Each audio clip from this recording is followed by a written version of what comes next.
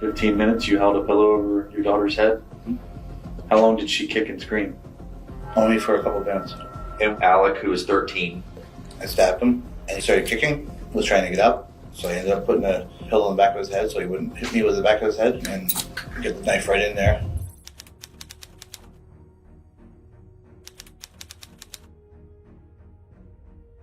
Do you think you killed Grace? I'm not sure. What do you think?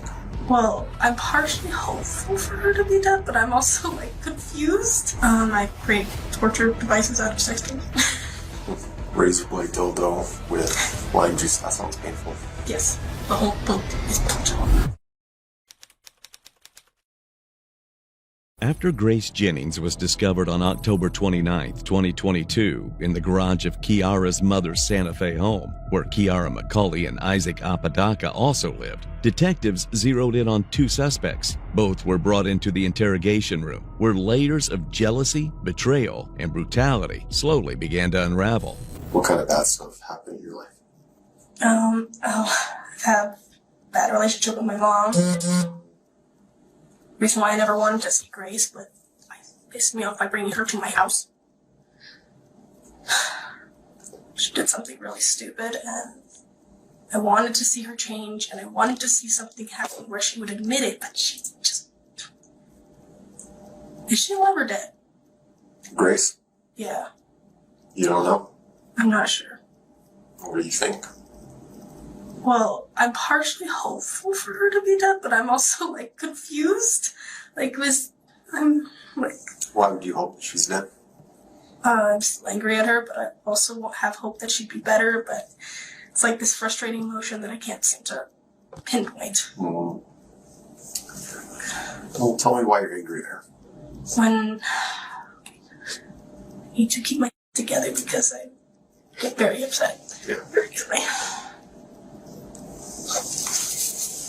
Back in 2016, there was a video floating around of a 14-year-old girl getting art and another girl standing there collecting money from them. There were 16 or 17 guys involved. Well, The girl getting money was Grace. The other one was me. I'm sorry. That sounds like a difficult memory. I was also a virgin, so I never got to... Yeah, Yeah. that's hard. Thank you for sharing that. I know it's probably something difficult to share, especially with a stranger. Yeah. Okay, so now I have a little bit of background of... Why am I mad at her? Okay, that makes sense. Okay. She kept trying to push it, and I finally started getting memories back from that situation and found out that somebody, not quite certain who it was, put me calm. Sorry. It's okay. Do what you gotta do.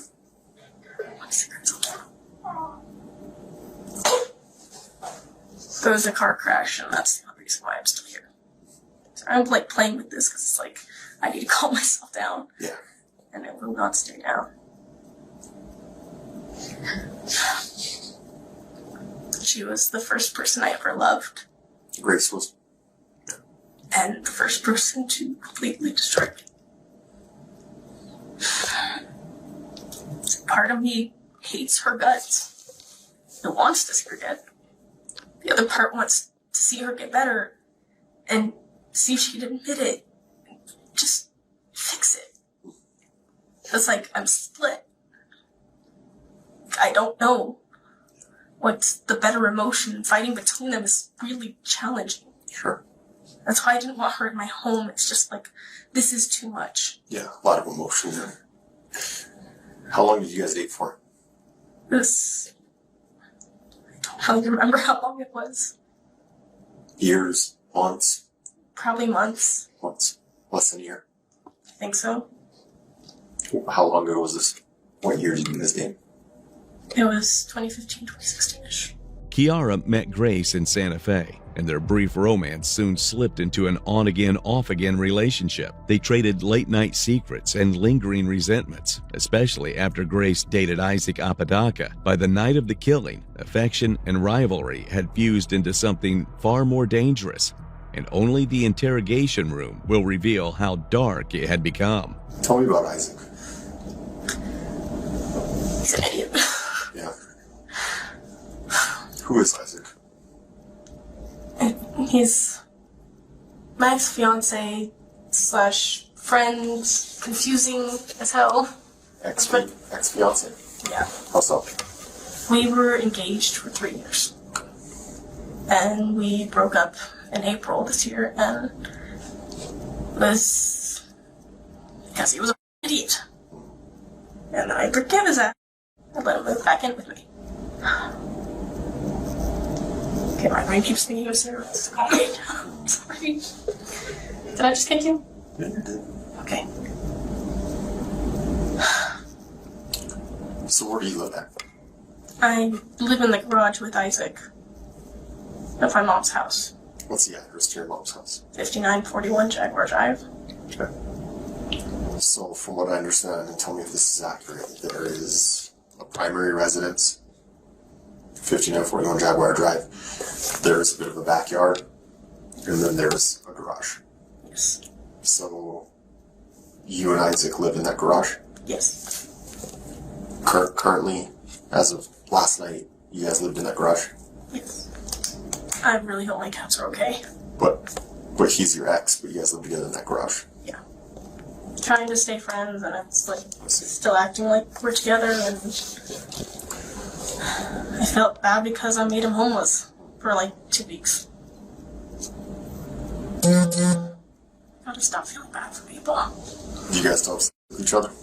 Yeah. Yeah.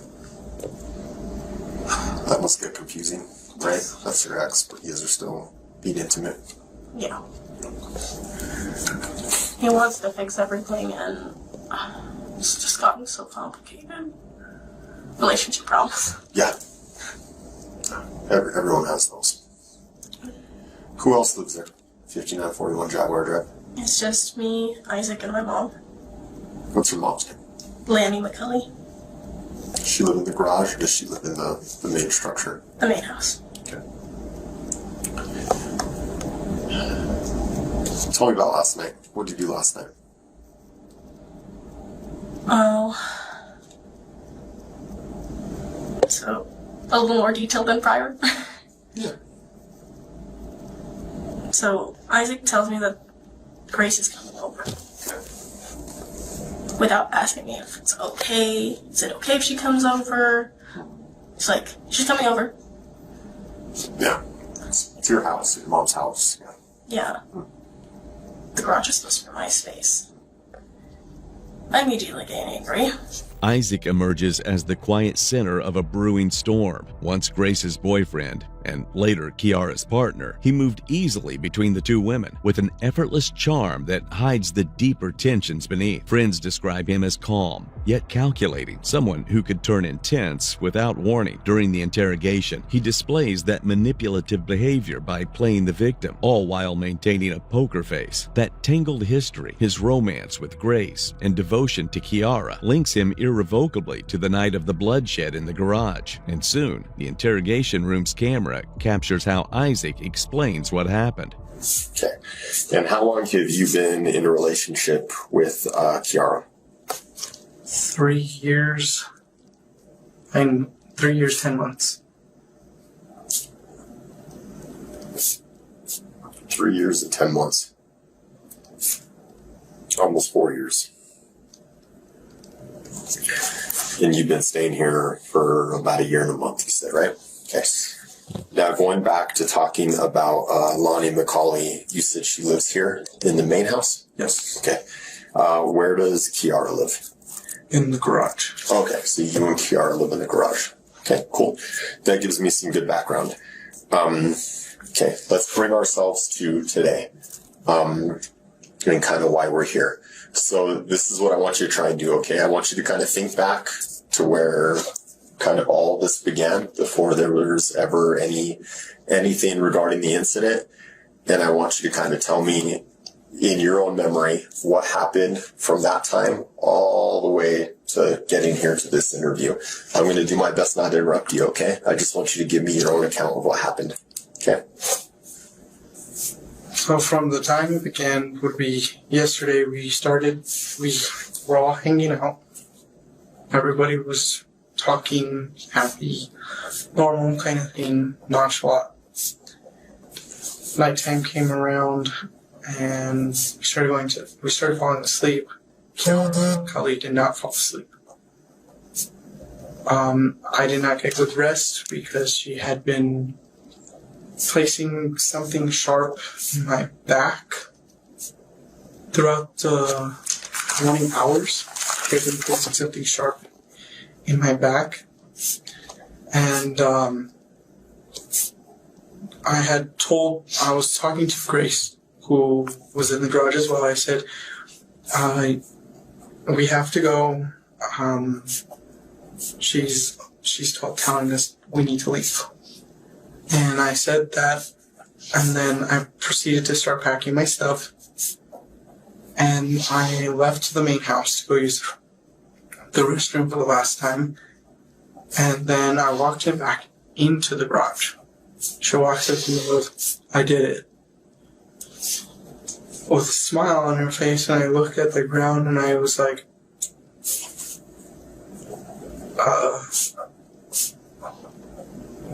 what do I do now? So I called my mom immediately to let her know that something happened. My mom proceeded to call 911.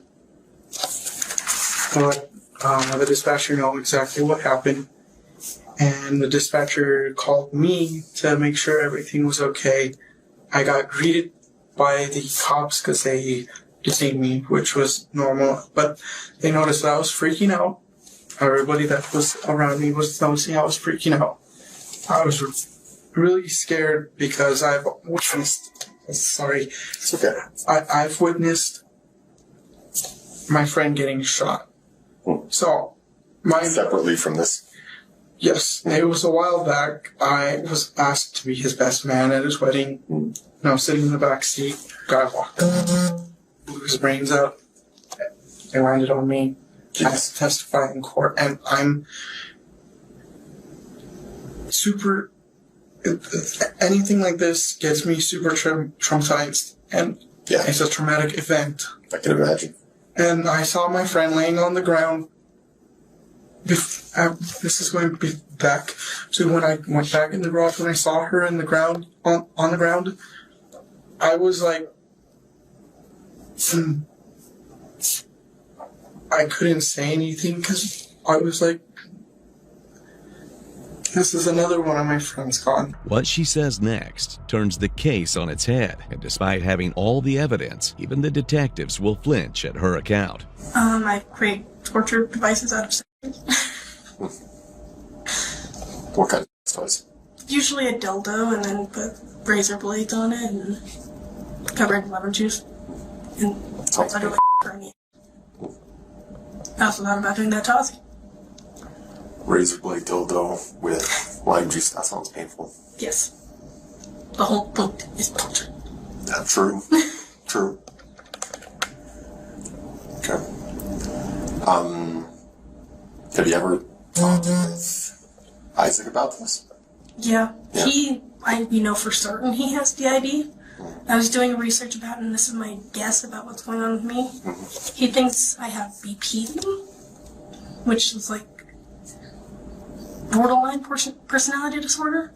Because we're very similar, but there's... Is Isaac diagnosed? Yes. As far as he's told me, he's diagnosed and he's not just alive. I'm starting to question him. Like, a lot.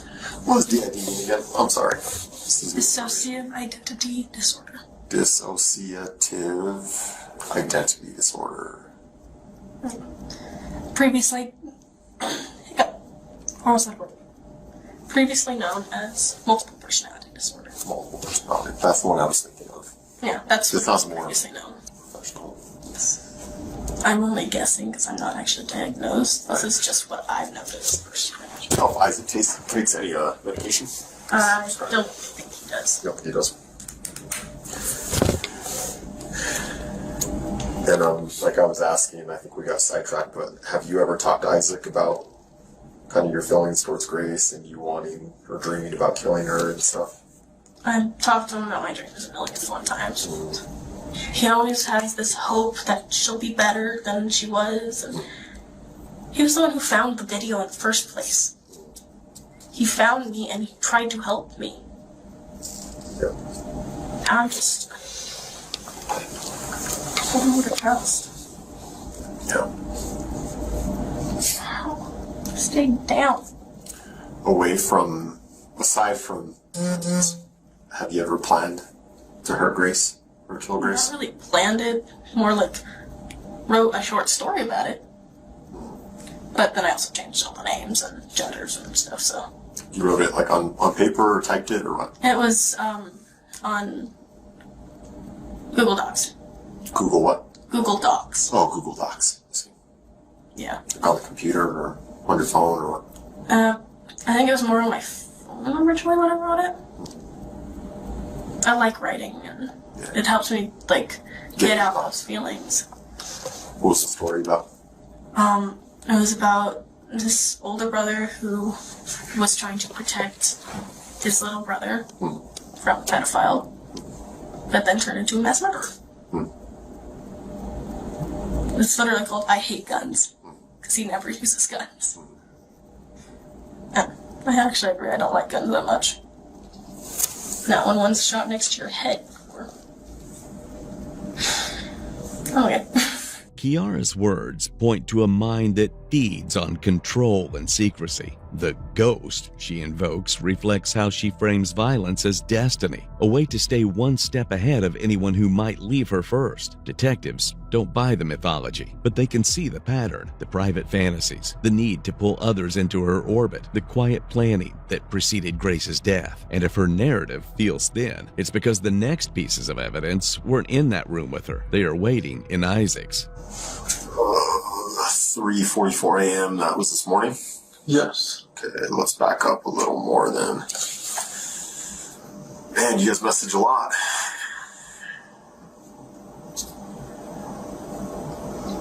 So all these other messages above where you said those weren't your messages, the rest of these messages are you, right? Yes. This is Wednesday, Thursday, Friday. Okay, we'll start here.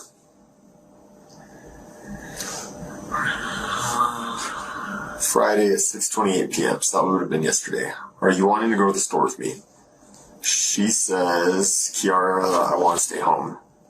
She says, I love you. She's back.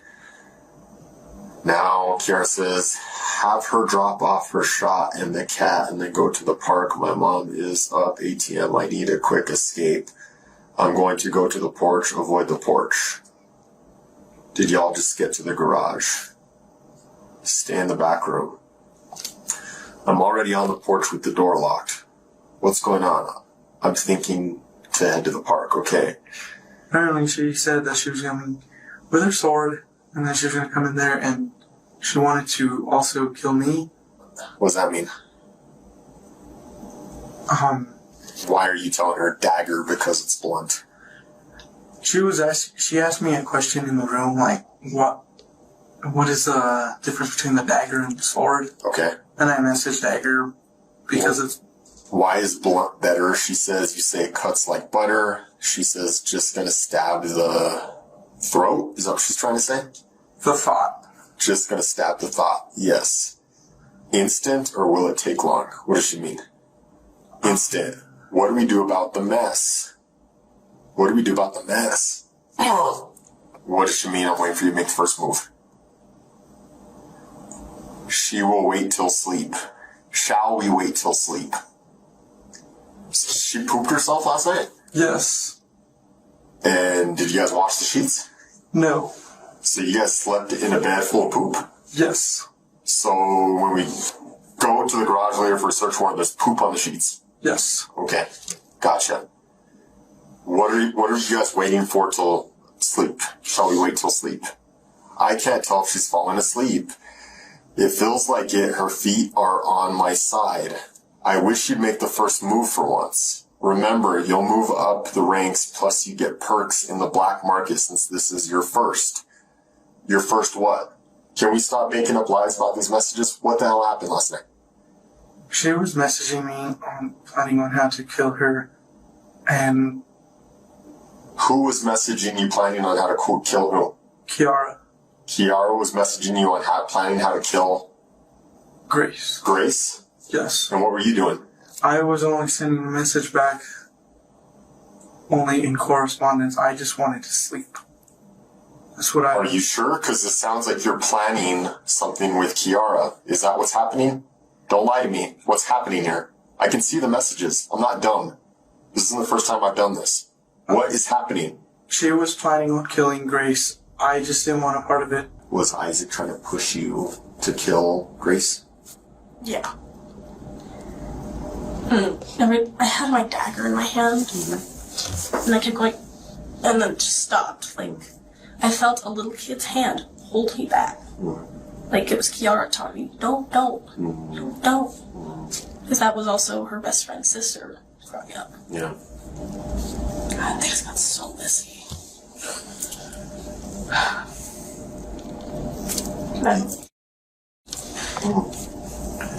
Do you think you killed Grace? I'm not sure. She is dead. That's the dead person found in the garage. Do you have any memory of that? Give me a second. I'm just like, what Yeah. I'm trying to process this properly. This is like computer. I don't know. Like, Isaac disappeared for a while. I don't... Like, after I took my shower, I couldn't find him. I just assumed he went on a walk. I'm very confused. I'm, like, trying to think.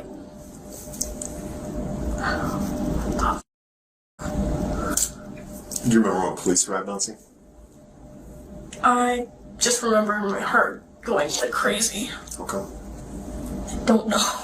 It's like, I'm not used to cops just showing up at my house. They told me you ran inside. How come you ran inside? I'm pretty certain that I was gonna grab something, but I forgot. Sorry. You saw cops and then you ran inside to get something you forgot. No, I thought I heard something, but I didn't know it was from my house. Oh. When was the last time you saw Grace alive?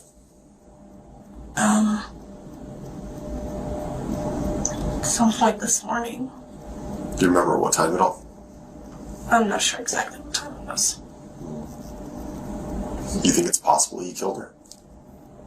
I'm guessing myself right now, like second guessing, trying to figure out if it was one of them or someone I haven't met yet. Is there any way to ask them? They're very picky on when they talk. I see. It's like, come on. It took Jess and Abby 3, almost 4 years to tell me what happened. From that one incident, yeah. Isaac also showed me the videos. Yeah. Okay, that wasn't loud and very uncomfortable. Yeah. Do you think it's possible Isaac did something?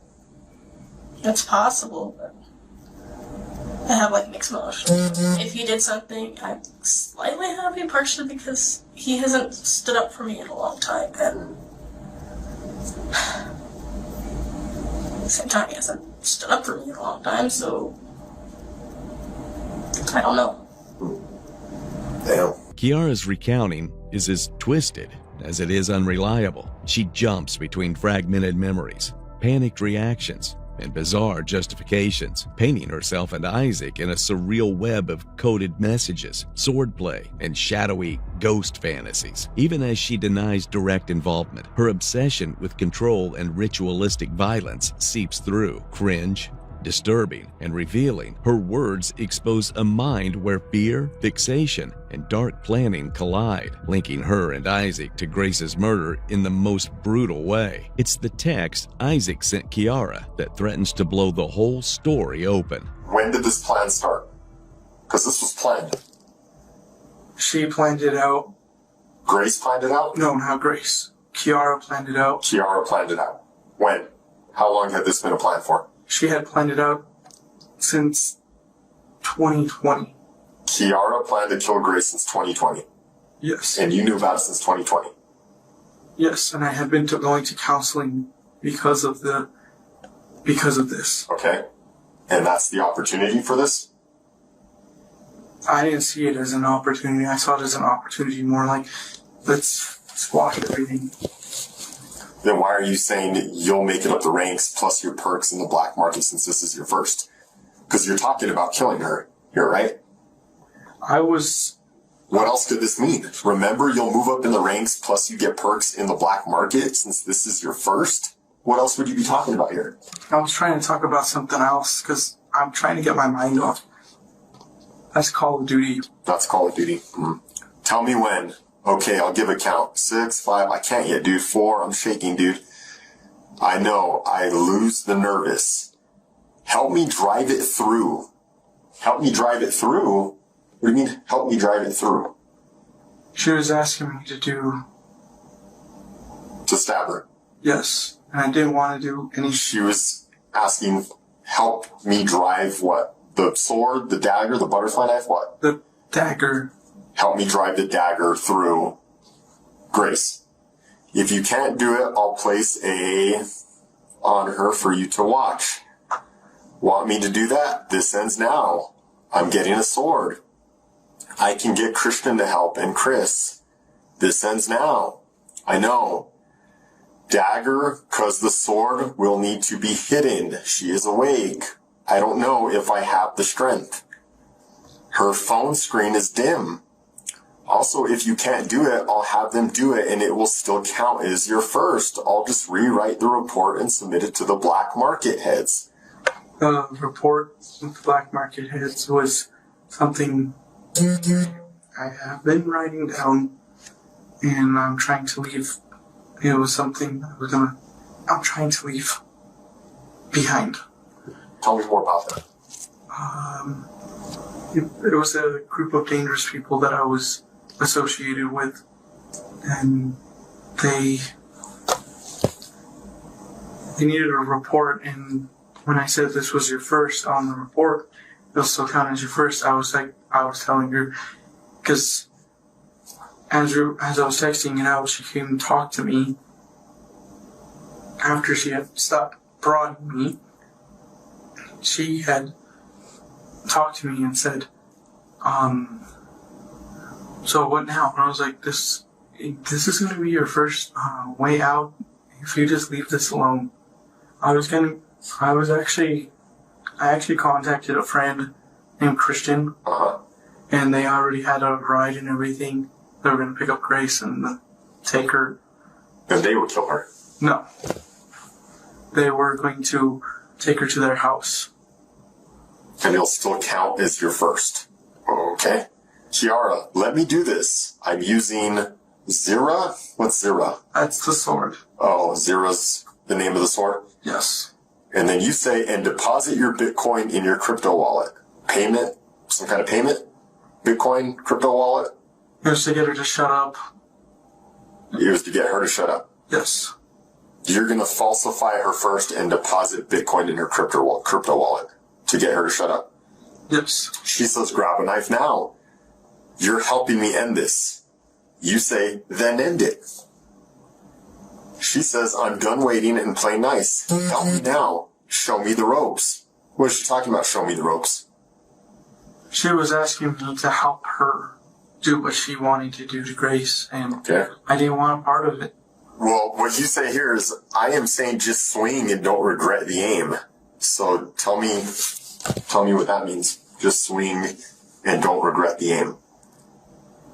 It was me telling her if she was going to do something, she should do it, and I didn't want I didn't want to be a part of it. I had all my stuff. What is holding you back? Type it. You're edging her to do this. Come on, Isaac. Isaac. Look at all these messages, man. You're going to sit here and tell me, you're going to look me in the eye and you're going to tell me that you were trying to talk her out of this? I can see right here you're telling her to do it. What the hell happened last night, man? Why did you want her to do this? I didn't want her to do this. Why are you pushing her to do this? I was trying to, as the messages are going through, she kept coming back and forth to talk to me. I had enough. I'm done. Hope, love. You say, well, at what percentage are they? She says, I don't know. You say you still love her. You have hope in her. And you tired of the she put you through. She says, I want to break her heart. Grace's life was stolen by a twisted obsession years in the making. Kiara's dark fantasies and need for control shattered her dreams, her trust, and her future. Friendship became a playground for manipulation, leaving only echoes of what could have been, now exposed in the courtroom where Kiara and Isaac faced the law. In February of 2025, Kiara McCauley pleaded guilty to second-degree murder in the brutal killing of Grace Jennings. The court sentenced her to 30 years in prison, double the standard term for such a charge. Due to the extreme violence of the crime, McCauley testified that her boyfriend, Isaac, coerced her into the murder. Isaac faces trial later this year on charges of conspiracy and coercion. It's a quiet afternoon at a gas station in Gahanna, Ohio, when the unthinkable happens. A woman is doused in gasoline and set on fire in broad daylight. A guy just set water on fire. A guy set what on fire? A guy just set water on fire. Hi, my name is Judith Malinowski, and I'm ready to testify. No one in the courtroom could have imagined what was about to unfold next. Something that would change the very course of Judy's life and leave a mark so deep it still haunts the prosecutors to this day. But to truly understand how this began, we have to go back to the beginning. Happy birthday to you. Happy birthday, dear Judy. Before the world knew her name, Judith Ann Malinowski was just a devoted mother of two, trying to rebuild her life. A former beauty queen and cancer survivor, Judy had already been through more than most ever will. But she had hope for her daughters, for a new chapter. However, that hope would come crashing down the day she met Michael Slager. Like many women, Judy was smitten by Michael. He was charming, confident, the kind of man who always knew exactly what to say. But behind that smile was a violent temper, a criminal past, and an obsession that was only getting darker. And it finally broke down on August 2nd, 2015. Judy had just stepped out of her car at a local Speedway gas station in Gahanna, Ohio. What was supposed to be a simple stop turned into a living nightmare, and the man who caused it landed in the same hospital with burns on his hands, and a story so warped, even seasoned cops had to stop and ask, was he really that delusional or just that dangerous? Right. What about? This interrogation begins in the last place anyone would expect, a hospital. Can you talk to you about what happened? Okay. I see you still got some burns there. Yeah. Those are pretty painful. Yeah, my legs, my fingers swelled up. Michael appears every bit the victim, wounded, shaken, pointing out his injuries to detectives. Even his own words echo that narrative. But listen closely. I tried to put her out. He says he was trying to save Judy, but when reviewing the CCTV footage, the truth is undeniable. A woman burning alive in heart-wrenching flames. And Michael, the self-proclaimed hero, is nowhere in sight.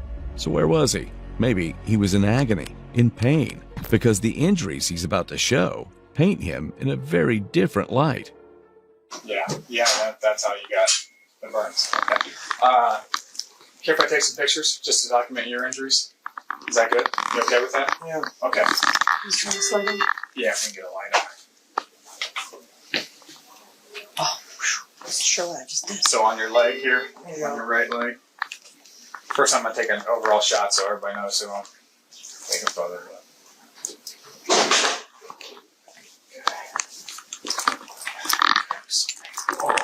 Oh. You can move your hand, I can try to get it a little better.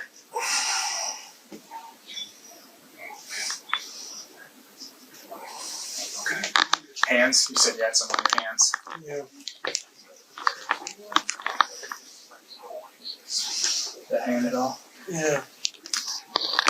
And then my face. See it? Around your nose and stuff, yep. Let me get in here nice and close.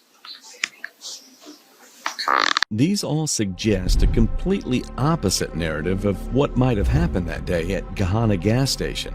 And to factually solve this case, it is important to revisit the early months of 2015, when Judy had just recovered from cancer. In a vulnerable state, physically, emotionally, and mentally, she became prey to a predator who masked himself as a kind, charismatic man, the same man we saw moments ago in the interrogation room.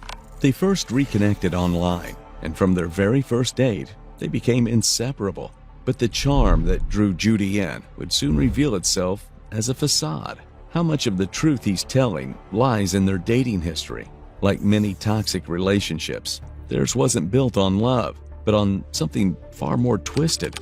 Michael was a drug addict, and he had pulled Judy into that world too. Her dependency began with painkillers, but soon spiraled into heavier drugs. That's when the relationship took its darkest turn. Arguments became routine, and for Michael, who had a long, charming history of abusing past girlfriends, it was second nature to inflict the same cruelty on Judy. No one could have imagined it would come to this. Judy, lying in a hospital bed, fighting for her life. It wasn't calculated. It was a disturbing manifestation of their broken relationship. And as the detective Chad Cohagen looked at Michael, he could already see it in his demeanor. But first, he has to play along, following a formal procedure to give him a false sense of security. So, before we start talking, I'm going to read your Miranda rights. You've heard it before. Okay. The following are your rights under Miranda. You must understand that. You have the right to remain silent. You don't have to speak with me. If you do speak with me, what you say may be used against you in court. You have the right to have an attorney with you while speaking with me. You also have the right to have an attorney with you while speaking with me. If you have an foreign attorney, one will be provided for you without cost to you. Also understand that if you decide to speak with me, you may stop speaking at any time. Knowing these rights, you're willing to speak with me at this time. Yeah, I'll talk to you for now, and Okay. Yeah, you but can I stop know I answering. got my attorneys on his way up. Okay, you can stop answering questions anytime you want. Okay, so you want to talk? You know, All right, answer yes. Are you able to write? it just hurts. Of course it hurts, but if that small burn is painful, imagine what it's like for Judy, just feet away in the same hospital. She's clinging to life, severely burned, and in unimaginable agony. And here's Michael, struggling to sign a piece of paper with the same hand he injured while killing her. But the full story hasn't even surfaced yet. We're about to see what Michael has to say, and it's not at all what Detective Chad would expect in a situation like this. Tell me what happened. Well, first of all,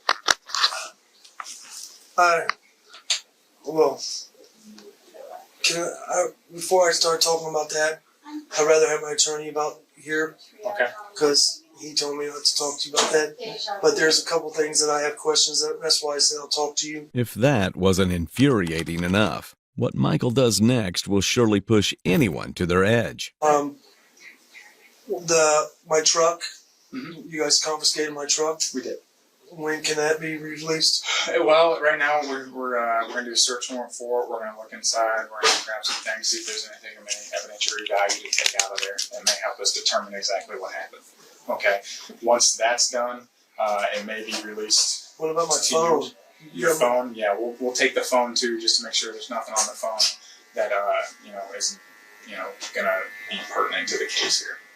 Well, Does that make sense? I don't understand how the phone has any pertinence to the case. Well, in every case, with this severity, we try to make sure we're crossing our T's and dotting our I's, so that, You need to make sure that there's nothing on the phone that is either gonna, show your guilt or show your innocence. Does that make sense? Yeah. His concern isn't Judy's condition. It's the whereabouts of his phone and truck. No attempt at fake sympathy, not even a flicker of remorse. But the thing he's dreading is about to land squarely on him, and he's in for a surprise. So what? Am I under arrest or something? Right now, yeah, you are under arrest. What am I being charged with? You're going to be charged with felonious assault and aggravated arson. Okay. Let me just be direct with you too, Mike, okay? Where it happened at, there's an ATM right there. Okay? That ATM records all the time. We had detectives go pull the footage, we reviewed the footage, we've all seen the footage. We know exactly what happened. Okay. So we saw exactly what happened. We saw you pour gasoline over top of her head. She stumbles to the ground. You lean over and light her on fire. Okay? We saw that happen. And as the saying goes, no matter how big or small criminals are, they always leave a trace. In Michael's case, that trace wasn't just a clue. It was a blazing trail that led straight to his prison cell. How could he be so blind to the fact that every second of his heinous act was caught on camera? How could he possibly believe he could burn Judy alive and walk away as if nothing happened? How dare he think he could rip the children from their mother's arms and not face the full weight of justice? People like Michael wear a cloak of warmth and affection, but they're only biding their time, waiting for that moment you're vulnerable so they can strike with precision, leaving devastation in their wake. Anyone in Judy's place would most likely also have been blind, because love has a way of shielding us from the dangers lurking beneath the very people we cherish. But here's where it gets interesting. Detective Cohagen, questioning him, doesn't want Michael to think that. Instead, he uses a well-known interrogation strategy, the minimization tactic. Viewers who follow our cases may recognize this approach from interrogations like Brian Stephen Smith and Lana Barton. We also know that you then tried to save her. Okay, you went and got a fire extinguisher. You burnt yourself. You hurt yourself trying to save her. That shows me that you weren't trying to kill her. The moment kind of just got away from you. You made a terrible mistake, and that's what happened. Okay, I don't think you were trying to hurt her as bad as she ended up getting hurt. I think you guys were fighting, it got away from you, and that's what happened. You went and got the extinguisher, you tried to put her out, you hurt yourself and saved her. But we saw what happened. We know what happened. It's not the way it looks, so I'll just wait and talk to my attorney then. If it's not the way it looks, I'd love to hear what more there is to it. After asking for an attorney, which is indeed a smart move, Michael makes a critical slip, and he has little idea how this statement is going to cost him. Well, because right now, Mike, it looks like you poured gasoline on her and you set her on fire. If there's more to the story, I need to know that. We care about the truth, the entire truth of the whole situation. Okay? We know right now what we've seen on video. And the video's terrible. okay. But if you'd like to fill me in on what happened and the backstory, I'm all ears, man. Okay. I'd love to hear it. What happened? What led up to that? Well, we were arguing. She threw pop on my face, and then we was going back and forth with it. And she come in and spit in my face, and I said, "Oh, well, here, you want to ruin my stuff up?" Because that's how I took it. I said, "Here, boom, I'm gonna ruin your clothes." It wasn't to start her on fire or nothing. You know what I mean? It was just to ruin her clothes. Right. Yeah. Basically, you've ruined my stuff. I'm gonna ruin your stuff. So she didn't stumble. She just sat down. She was sitting down, and then she said, "Well, I was getting ready to leave." And she was like, "Well," because I was just gonna say, leave. Yeah, take off. And she was like, "Well, don't leave. Can you bring me a cigarette and stuff?" And she was getting ready to change clothes because she's got extra clothes. Mm-hmm. And she was like, I didn't think I got, there was that, realized it was going to be that. Sure. So I walked over to give her a light. That was it. Now, let's break down why Michael's story is completely illogical. No sane person would casually spill gasoline on themselves at a gas station while filling their car. And even if that somehow happened, no rational mind would make the genius decision of having a smoke while being covered in gas. Unless, of course, the intent was murder. And that's exactly what Michael wanted. He deliberately doused Judy in gasoline, set her on fire, and watched her burn, watched her scream and beg for her life. It wasn't until a passerby rushed to help Judy that Michael finally grabbed the fire extinguisher.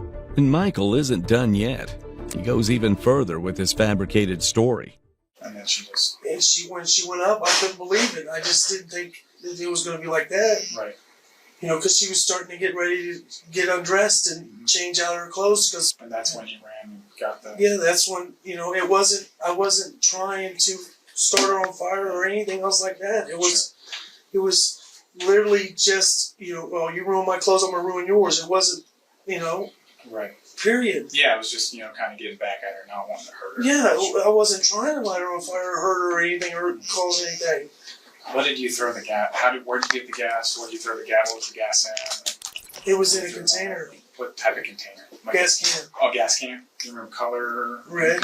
Red. Okay. How much gas do you think you poured on her? Oh, not that much. How big was the gas can? It was. Was it all the way full? Yeah. I mean, it wasn't all the way full, but it was pretty close. To the yeah, top. and it's still full. Okay. So you didn't pour all the gas in it. So it's like a little 2.5 gallon can. And I don't remember. I have a couple of them. Okay. In my truck. Plastic, metal. Metal. Okay. So a 2.5 or little gas can. We don't know how much it was. Poured some on her. Not the whole. Not all of it. Yeah, it was actually just on the side of her clothes. It was, you know, I wasn't trying to. You're basically just saying, you ruin my clothes, I'm going to ruin your clothes, and then, you know. We were just. Man, things happen. Things get out of But hand. I wasn't trying to set her on fire. I would never do that. I wasn't even trying to. That wasn't my intentions. Okay. So, poured the gas on her, then what'd you do with the can? Put it back in the truck. Put it back in the truck. Inside the truck, outside of the truck? In the bed of the truck. In the bed of the truck. Okay. And then walk me through what happened then. Then.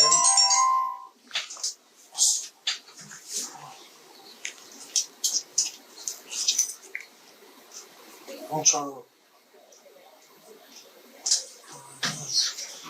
So then, you know, I went to the truck and I got in the truck and shut the door and everything. She's like, no, just bring me one, you know, she walked off. And then she said, you want a cigarette? Then she ran off and then it was hard. No, when I pulled up, she got out the truck.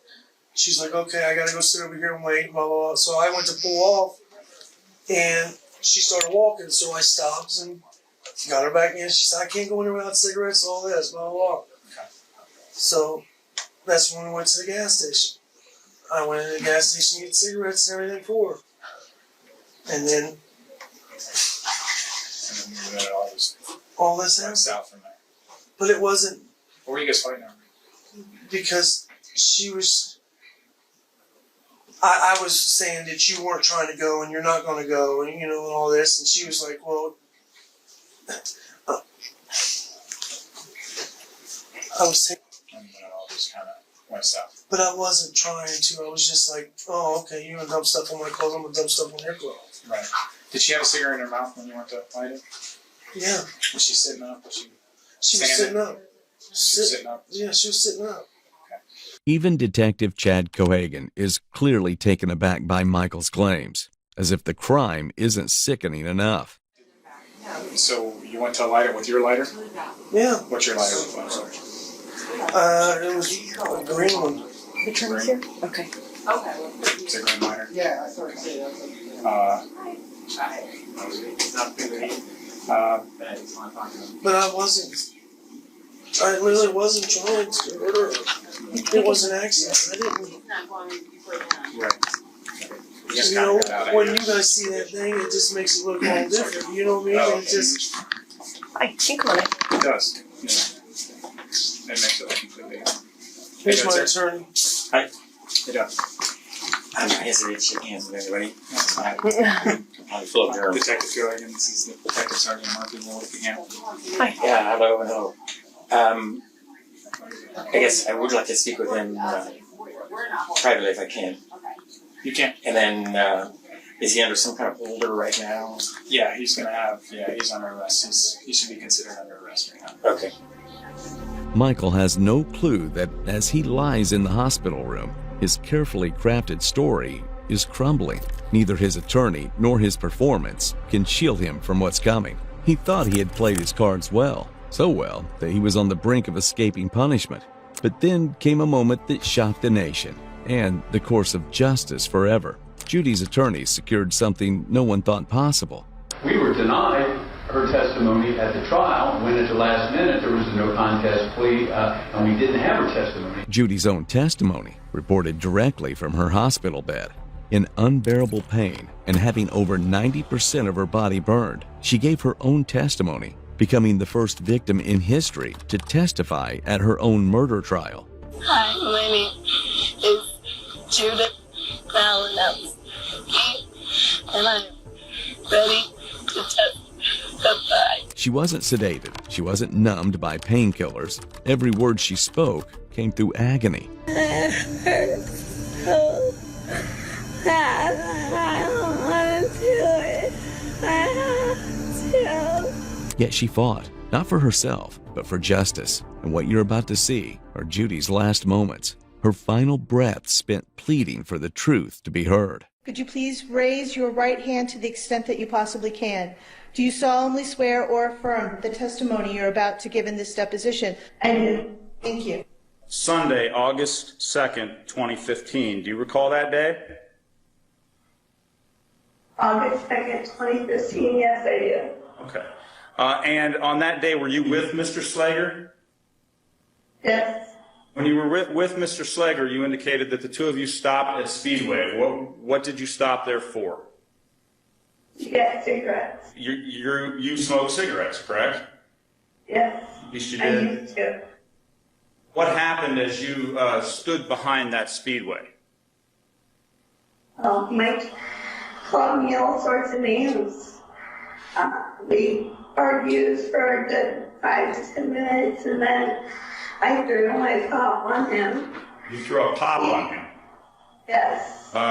Did you splash it on him or actually throw the cup at him? I threw the cup at him. Okay. What was his reaction to this? Was extremely upset. And what did he do? He ran around to the other side of his truck, and he got his cans of gasoline that he had kept in the back of his truck.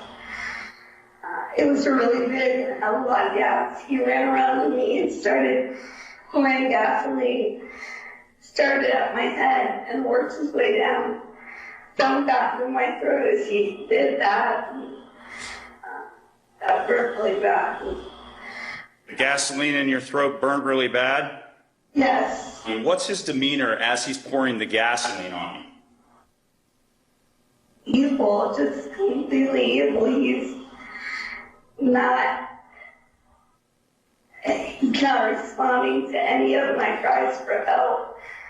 He won't tell me why. He just is like, you want to throw something on somebody, you want to throw a cop on me, see what I'll do to you, bitch, and how do you like this? And after he poured the gasoline on you, what happens next? he backed away from me for about 30 seconds, and I kept telling him to please help me and stop, and I'll get the truck, I'll go with you. You know, why would you do this? And I looked at him, and he pulled a lighter out of his pocket, and he started walking towards me. Did you make up with him in any way during these 30 seconds between him pouring gasoline on you and pulling out the lighter and setting you on fire? No. Did you have a cigarette? No. Did you ask for a light? No. Was his approaching you with that lighter accidental? Did he trip or anything like that? No. Okay. No.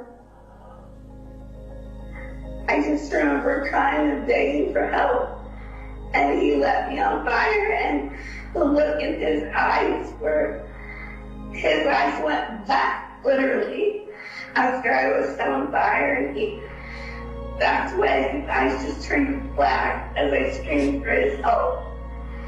He did nothing. The most devastating part is this: her testimony would have never counted if she had survived. And that's when they approached Judy about testifying to her own homicide. It was a long shot because it had never been done. Nobody had ever testified to their own homicide in the United States. Judy knew this.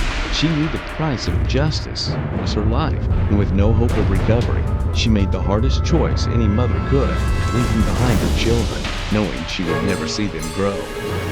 It destroyed my life, my family's life, the kids' life, everyone around us' life. Judy may have been the only one who fully understood her time was ending, and just moments after her testimony, she was gone.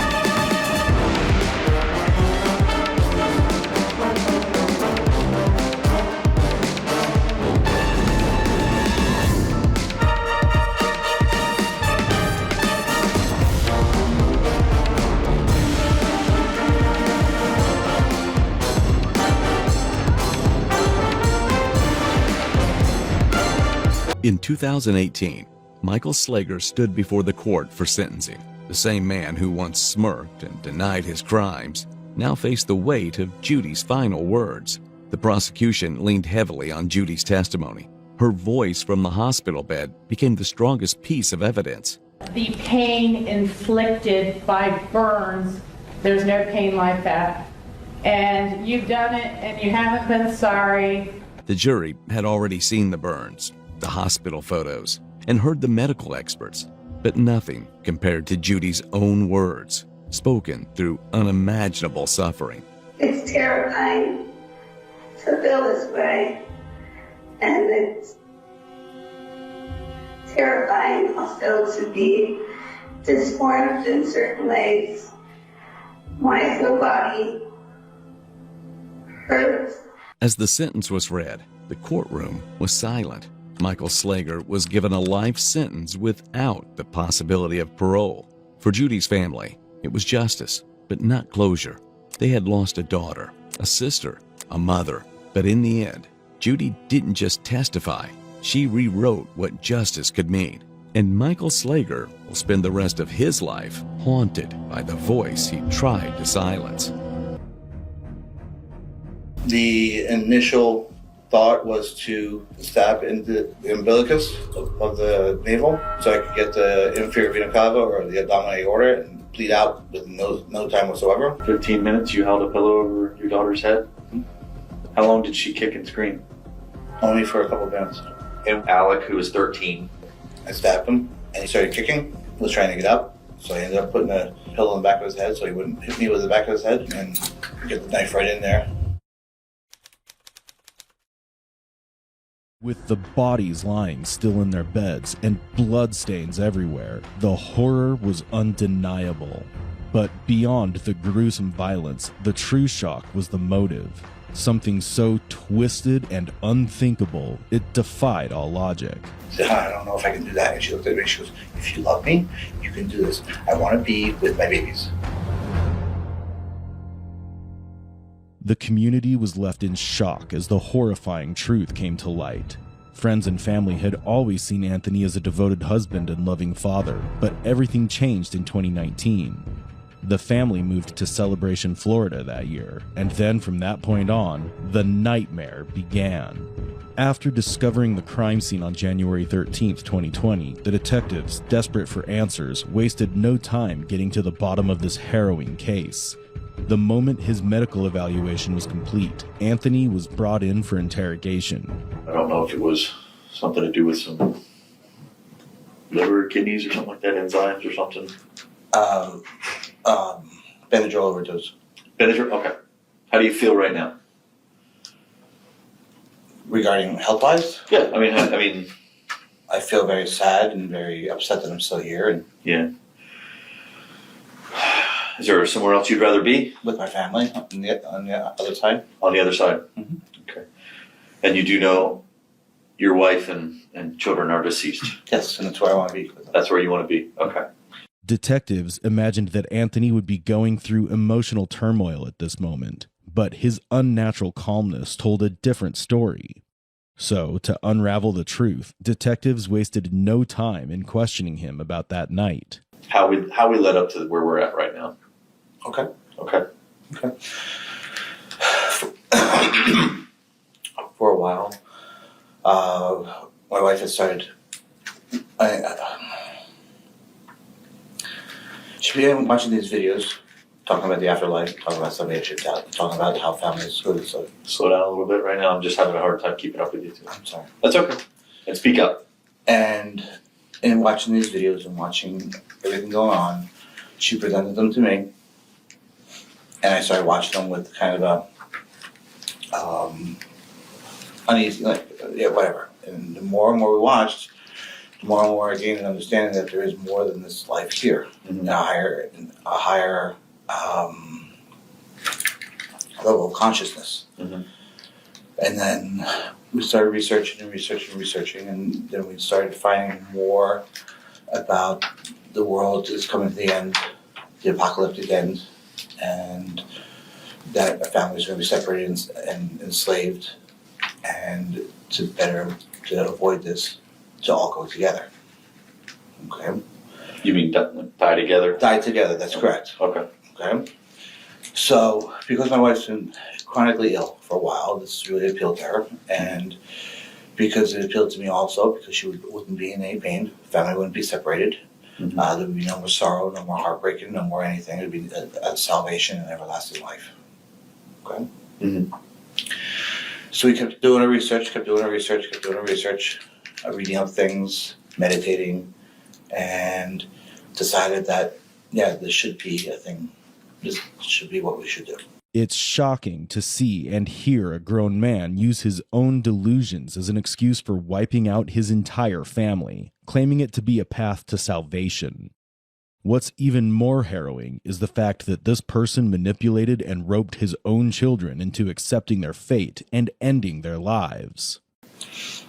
We had sat down and talked with the boys and Zoe just on different things about, death and the way what would happen if mommy died, how would you feel, what happened when daddy died, what would you feel? And the consistent responses was that we don't want you to die, we want to die with you. Okay? So when did you guys start talking to the children about this? What month were we in? We're in January now. No, it was before Thanksgiving. Okay. Just to get a general understanding what they wanted to do. And they didn't want to live without us.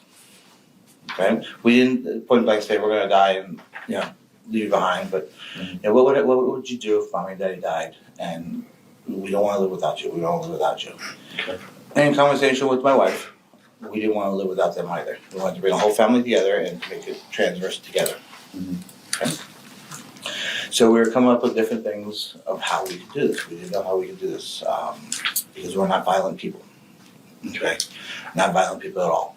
It was unimaginable how a father could commit such a horrific act against his children. While the motive remained unclear, his statement exposed the disturbing level of control he had over his family. The kids didn't want to live without their parents, and under their father's manipulation, believed they had no choice but to die with their parents. And, after all this, he still insisted he wasn't a violent person. Safe to say, it was a claim as twisted as the crime itself. What if we started reading different things? There's something came on TV about cough medicine. Okay? So could they have some cough medicine that'll put them to sleep, like overdose of cough medicine, just put them to sleep. And advice peaceful death. Mm-hmm. Okay?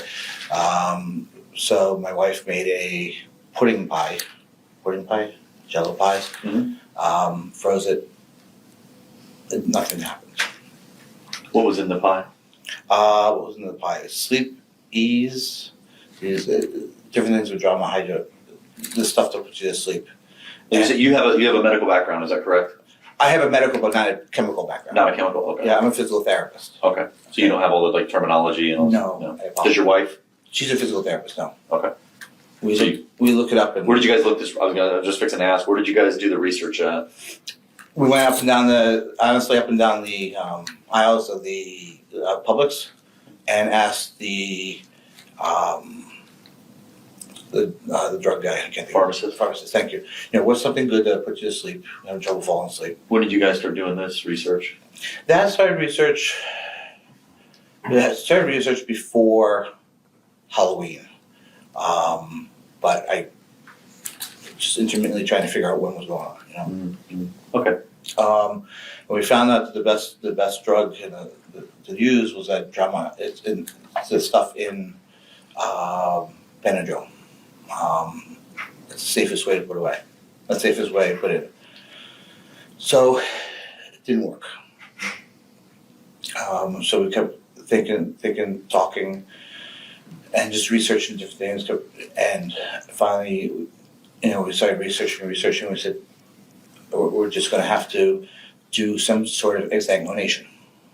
Anthony's mindset revealed a disturbing detachment from reality, justifying his actions as if they served a higher purpose. With his ability to manipulate and control, he easily managed to blur the lines between truth and deception. But with his wife, Megan, dead, the real question remained, who was the true culprit? There's no one left alive to challenge his version of the story. His chilling interrogation soon took an even darker turn. That's how they used to do it way in the back when they used to do sacrificial things. You take a plead to death? Bleed to death. Oh, bleed to death, sorry. Okay. And so we started researching where would be the easiest to stab to do so the kids could bleed to death, maybe in combination with the sleep drug. Okay. And that's how everything led up to be. Okay. So that's through research. You guys have found. Now you're saying you and your wife did this together? Mm-hmm. Okay. How did we get to Monday morning? What? Take me back to the holidays. When do you think the children died? That type of stuff.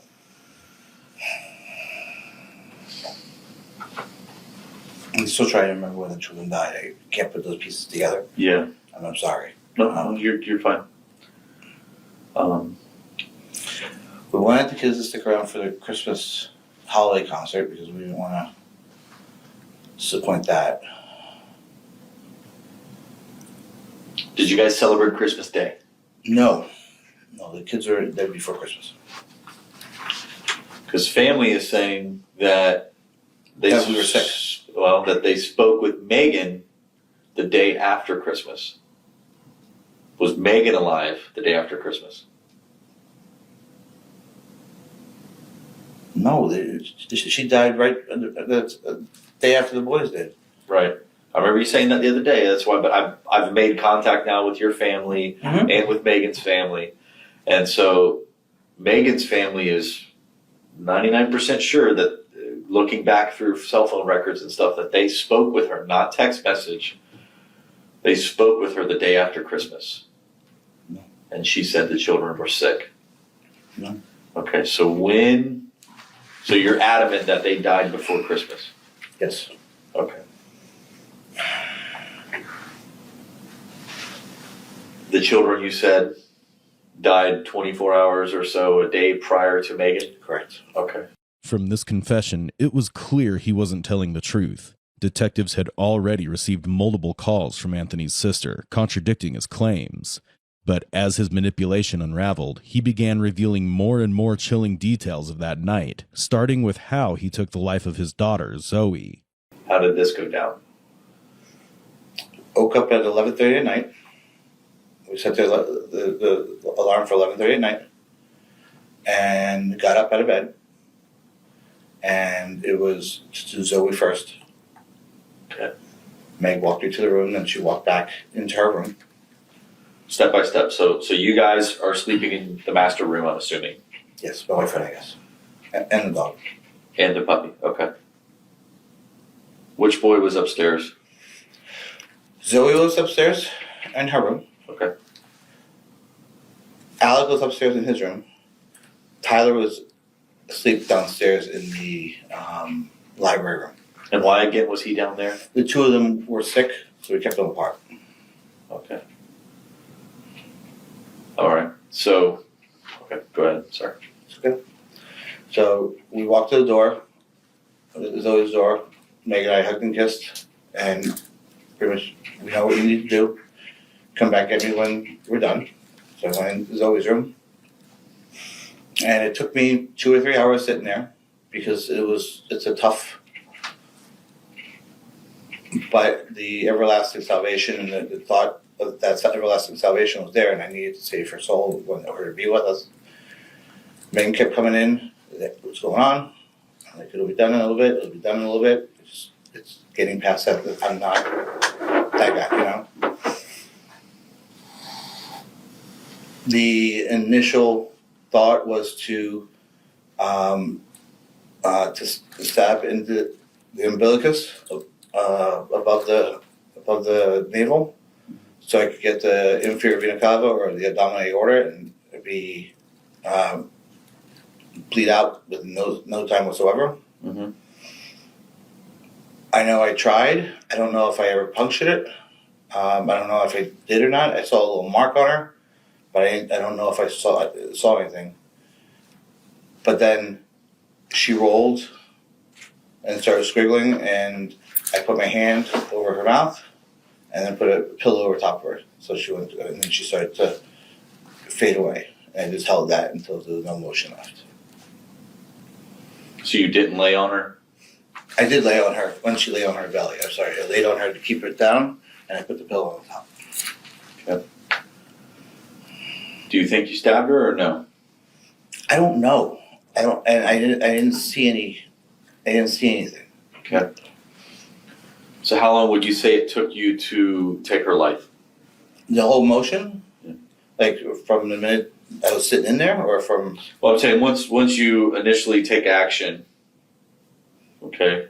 Did you have a knife with you? Yes. Which knife did you have with you? The small knife. Which is what color? Green. Okay, that's the green buck knife that you talked about? The green buck knife, yes. Okay. All right. So you had that in her bed. Mm-hmm. So how long from the time that you had the knife out to the suffocation until you think that she was deceased?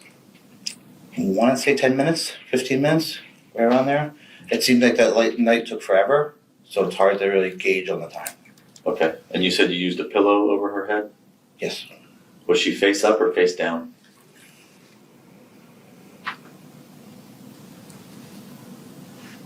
She kept moving.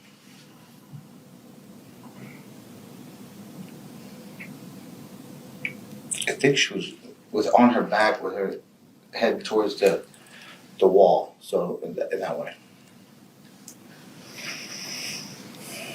So for 10 minutes to 15 minutes, you held a pillow over your daughter's head? Mm-hmm. How long did she kick and scream? Only for a couple minutes. A couple minutes? Mm-hmm. So like 2 minutes? I had no timer, but yes. I'm just saying guesstimates, looking back. And I just held it there. That's a long time. Yes, it is. Did the other children hear her? No. Did your wife hear her? My wife kept going up. I felt her in the opening the door to see what was going on and shutting the door and walking back. Okay. Because you could see the light coming in. Okay. So you think the sun was coming up, or was it just the light from the? It was light from the hallway. A light bulb. Okay. No one could ever imagine the terror that little girl felt when she realized the man meant to protect her was the one ending her life. But the nightmare didn't end there. As detectives struggled to process the unthinkable, Anthony Todd revealed what he did to his eldest son, Alec. And what made it even more horrifying was Megan's reaction. We go into Alec's room. Alec's room? Yes. The one next to the bathroom, the one upstairs. Well, upstairs. Yeah. And beforehand, we had talked about the aspect of she's got to hold his feet down, and I'll do the stab. How old's Alec? 13. Okay, so he's the oldest. Okay. Okay, so what happens? We walk in. He's on his back. She's just sitting there holding his feet together. We're just in there, just eyeing each other, just gaining the confidence, I guess, And I go to, I stab him, and he started kicking, was trying to get up, and he kept rolling. So I ended up putting there was a pillow there, and I put a pillow in the back of his head so he wouldn't hit me with the back of his head. And then I reached around with my hand and held his nose in his mouth. And he kept rolling and kicking and rolling and kicking, and then it eventually stopped.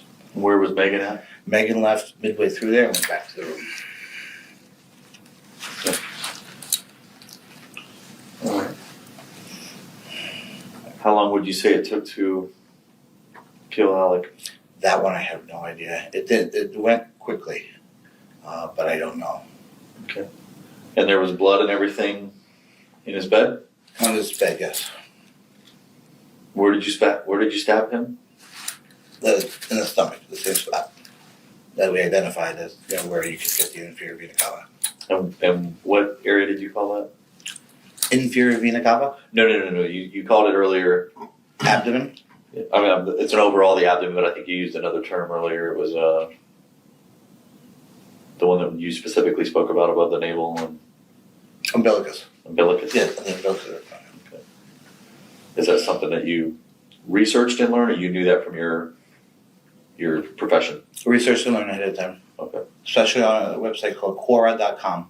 Getting back to taking the life of Alec, and is it Alek? Yeah. Okay. Alec, who was 13. Mm-hmm. You're saying that you were solely responsible for his life loss, his murder. That's correct. Okay. Your wife at this point was where? She had gone back to the room. Okay. By taking full responsibility for Alec's death, Anthony revealed a chilling mix of control, detachment, and self-serving guilt. But his reign of horror was far from over, and without hesitation, he moved on to his next victim, his son, Tyler Todd. Okay, so Alec is gone. What happens after that? I walk into the room, Meg and I console ourselves, and she turned to me, she goes, "We have to finish this, there's one more left, let's go, before the sunlight comes up." Okay. I said, okay. So she says, "I'm going to go downstairs. I'm going to stand," because the way the downstairs is, the way the downstairs is, I don't know if you saw the house. Mm-hmm. Once you got it, my Tyler is the strongest kid, and my Tyler is the quickest kid. And if he got out of the room by chance, it wouldn't help the situation. Why not? Because we wouldn't be able to catch him. Hence, we wouldn't be able to all go together. Was there fear like maybe he would get away? Like outside of the home, like alert neighbors or something? Or? Yeah. Okay. So it was almost like a quick, I don't want to say like attack, but it was a quicker movements with him. Yes. But same thing. Megan stood outside the door, just in case, so the door couldn't open. Mm-hmm. And I had gone in, and he was laying on his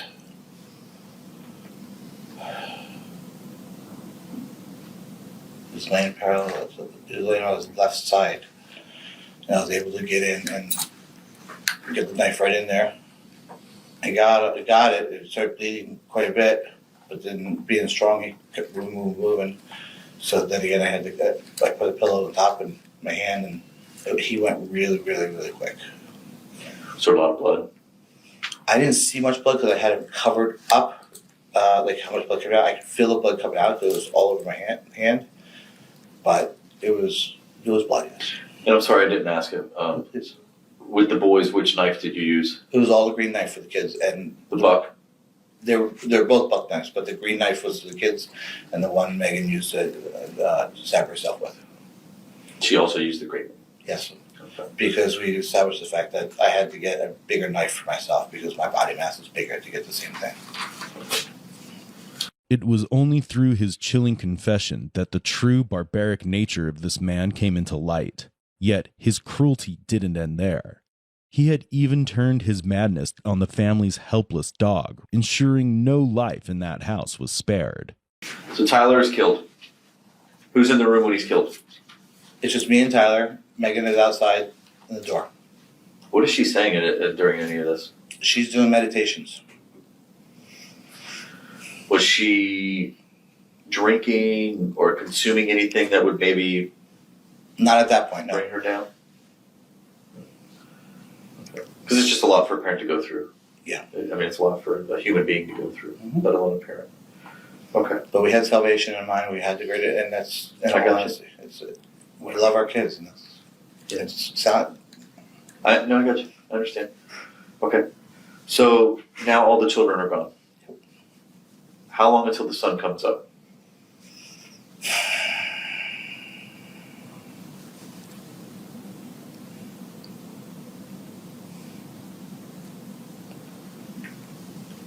I don't know. It might be about 5 o'clock in the morning. Around that time. Was the sun coming up like part of a rule or anything like that? Because you mentioned it a couple times that Megan told you that you have to do this before the sun comes up.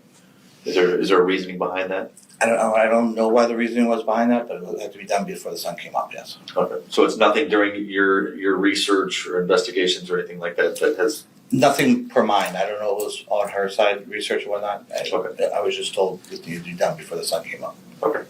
All right. So they're all deceased. What do you guys do? Go up to the bedroom. Just started talking. How do we want to? What? You know, the kids are dead. What do we want to do now? What's going on? What's our next step? You know, what are we gonna do? You mean this wasn't planned? It was planned, but it was like just the dog.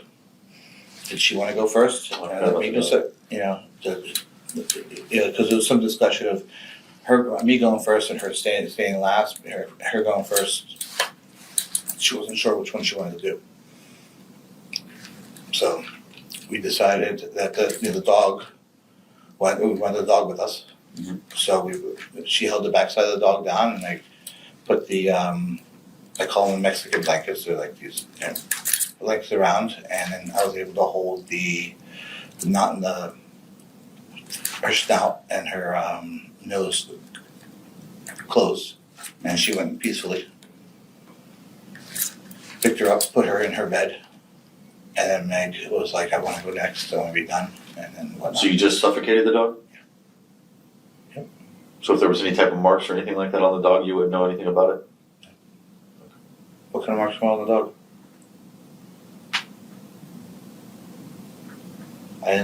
I just suffocated the dog. You didn't stab the dog? I didn't stab the dog. Was there a stab wound on the dog? That's interesting because I didn't stab the dog. Okay. Well, there was a stab wound on the dog. Okay. The dog was collected as well. So. I don't know. Okay. I doubt. I mean, it's neither here nor there. I'm just telling you that that's one of the discrepancies that I've noticed in the statements. No. Okay. All right. So you kill the dog.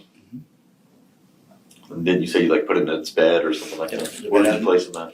The bed. We wrapped it in the blanket, whatnot, and put it underneath the bedside table, in her bed. Her. Okay. What was her name? Breezy. Breezy. Okay. Did you I'm sorry, where did you kill the dog at? It was on the foot of the bed on Megan's side. In the master room? That's correct. Okay. And that was, the final resting spot was in the master bedroom, correct? Correct. All right. So the dog's dead. Mm-hmm. Now what happens? Meg wanted to go. Okay. So we had decided, I said, "What do you want me to get? Your wine? What do you want to help calm this down, so it won't hurt as much?" We had some spray stuff, and so she could use that instead. So she wanted some wine and some, it's purple, Tylenol PM. And she started taking that a little bit. Gave her the knife. I laid next to her, and she put the knife into her stomach. Okay. And I said, "Did you get the spot?" It's right here. She said, "Yeah, I feel it." Okay.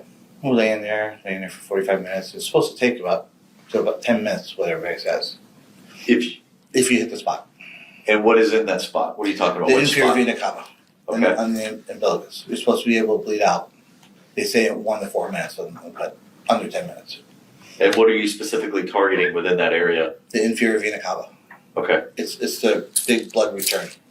Okay. It's a large vessel, and you bleed out in the abdomen. It's quick. All right. Okay. How much did she consume? Wine or the? I'm assuming is it grape flavored? You keep saying purple. Yeah, the first one was grape flavored. What do you mean first one? She had a glass of wine with the stuff. Okay. We were laying there for about 45 minutes after she stabbed herself. She says, "I feel nothing happening. Nothing happening." I said, "Okay, this is good. What do you want to do?" She said, "Do we have any Benadryl?" I said, "We have liquid Benadryl." She goes, "Let me have that. Let me try some of that. Maybe that'll put me to sleep or let me go sooner." Mm-hmm. So she was drinking liquid Benadryl. And I was checking back on her, give her some peace. Walked around, came back, walked around, came back. And at one point I thought she had passed from doing the Benadryl. Nope, she was still there, and she had sat up. What makes you think she passed? She was very quiet. There was no motion. I couldn't see her abdomen going up and down. This is from afar without even me going up to see her. Mm-hmm. Okay. Was her eyes open? Eyes were closed. She communicating with you? When I came up, I was like, "Meg?" She was like, I'm here. I said, "Okay." And so I said, "What do you want to do? You want to try more Benadryl? Do you want the knife back again? What do you want to do?" And she goes, "Let me try some more Benadryl. And then if not, we'll do a second stab." Okay. Gave her a bunch more Benadryl. Like I said, let that settle in for a while. Settle in. When you say a bunch more, do you get an approximate amount? I really don't. I know she was. She went chugging bottles. Yeah, there was I don't know. There was a big bottle, like a family-sized Benadryl thing. She killed the whole bottle. In 2 different sippings, yes. Oh, okay. And that wasn't happening, so she decided to go through her liver. Okay, I pulled up the thing and the hepatic liver. We laid it out on where it was in her skin, according to landmarks. And I said, "It's right in this area." So, okay. And she, with 2 hands, pushed in. And you heard like a little click, as if it went through something. Okay, so I was like, "Okay, sounds like it went through the liver. That's good." Okay. She pulled it out. She put the knife right next to her. And I just laid with her. And I laid there and held her. And we just waited. It seemed like hours went by and nothing else happening. I got up. I wanted to check on our boys and our little one to make sure everything was going okay in the house. Everything was okay. Came back and she's sitting up at the edge of the bed. And she's cleaning the wound. I'm like, what was she cleaning it with? It was one of my t-shirts. She had, I think she had a towel at one point. Okay.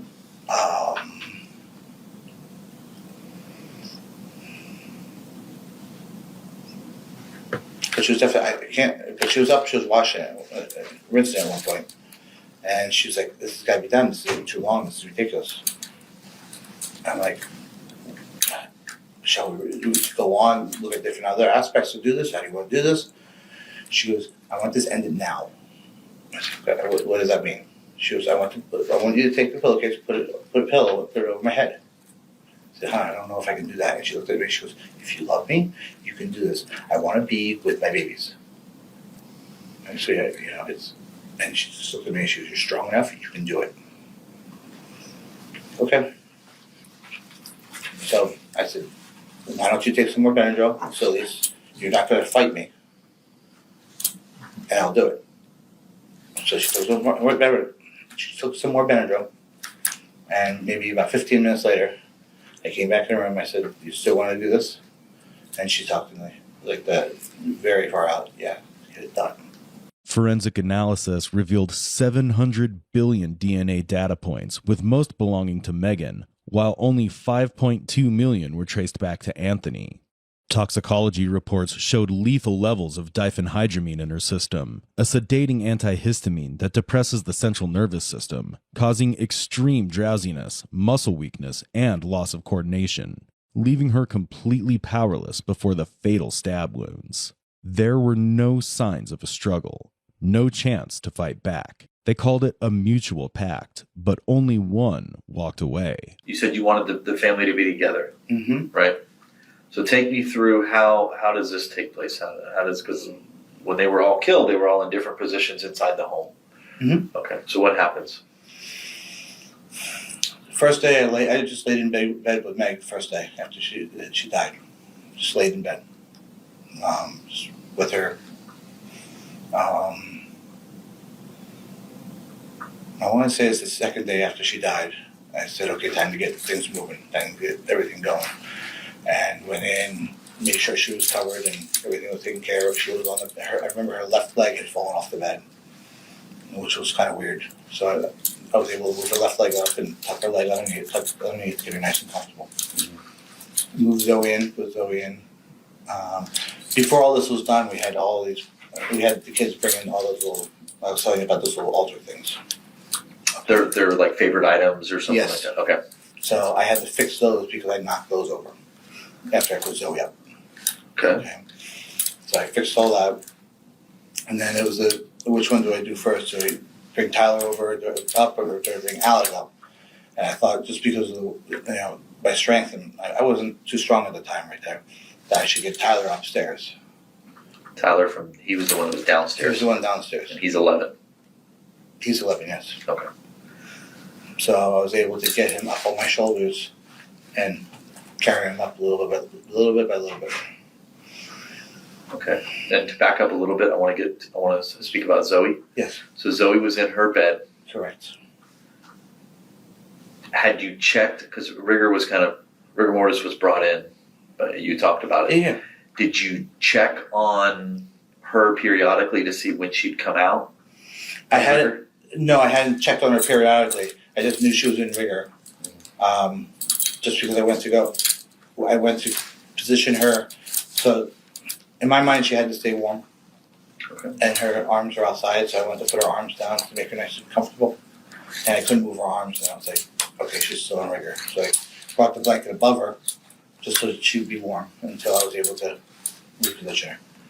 And when you say reposition her, when you're doing all this, is this still while she's in her bed, or had you already moved her to your bed? She was still in her bed. Still in her bed? Yes. Okay. So when she's movable, yes, and under the blankets and everything, at that point is when you moved her to be in bed with Megan? Correct. I updid the fitted sheet. Mm-hmm. I scrunched it together and carried her in my arms, laid her flat, made sure her head was comfortable on the pillow, and let her to sleep there. Then I had to pick up everything I knocked over. Okay. And her head, because I understand that she was at the foot of the bed. That's correct. Right? So she's laying like this, left to right, Meg's laying like this. Is her head towards Megan's side of the bed or your side of the bed? The head is towards my side of the bed. Okay. Her feet are towards... And you slept, if you're looking at the bed, on the left side of the bed, Megan slept on the right side of the bed? Yes. Okay.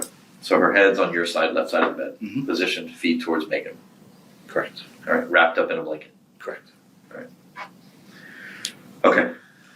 So Tyler's next. Mm-hmm. Tyler is downstairs. Correct. You said that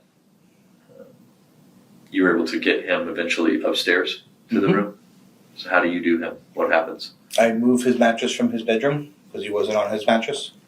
Okay. Moved his mattress from his bedroom and put it on the floor. His bedroom upstairs? Correct. Okay. And pick him up and just carry him up at a time. His items or trinkets or whatever you called them were already in your bedroom? Mm-hmm. And what specifically did he want to bring with him? He wanted the scarf, the soccer scarf. Soccer scarf? Yep.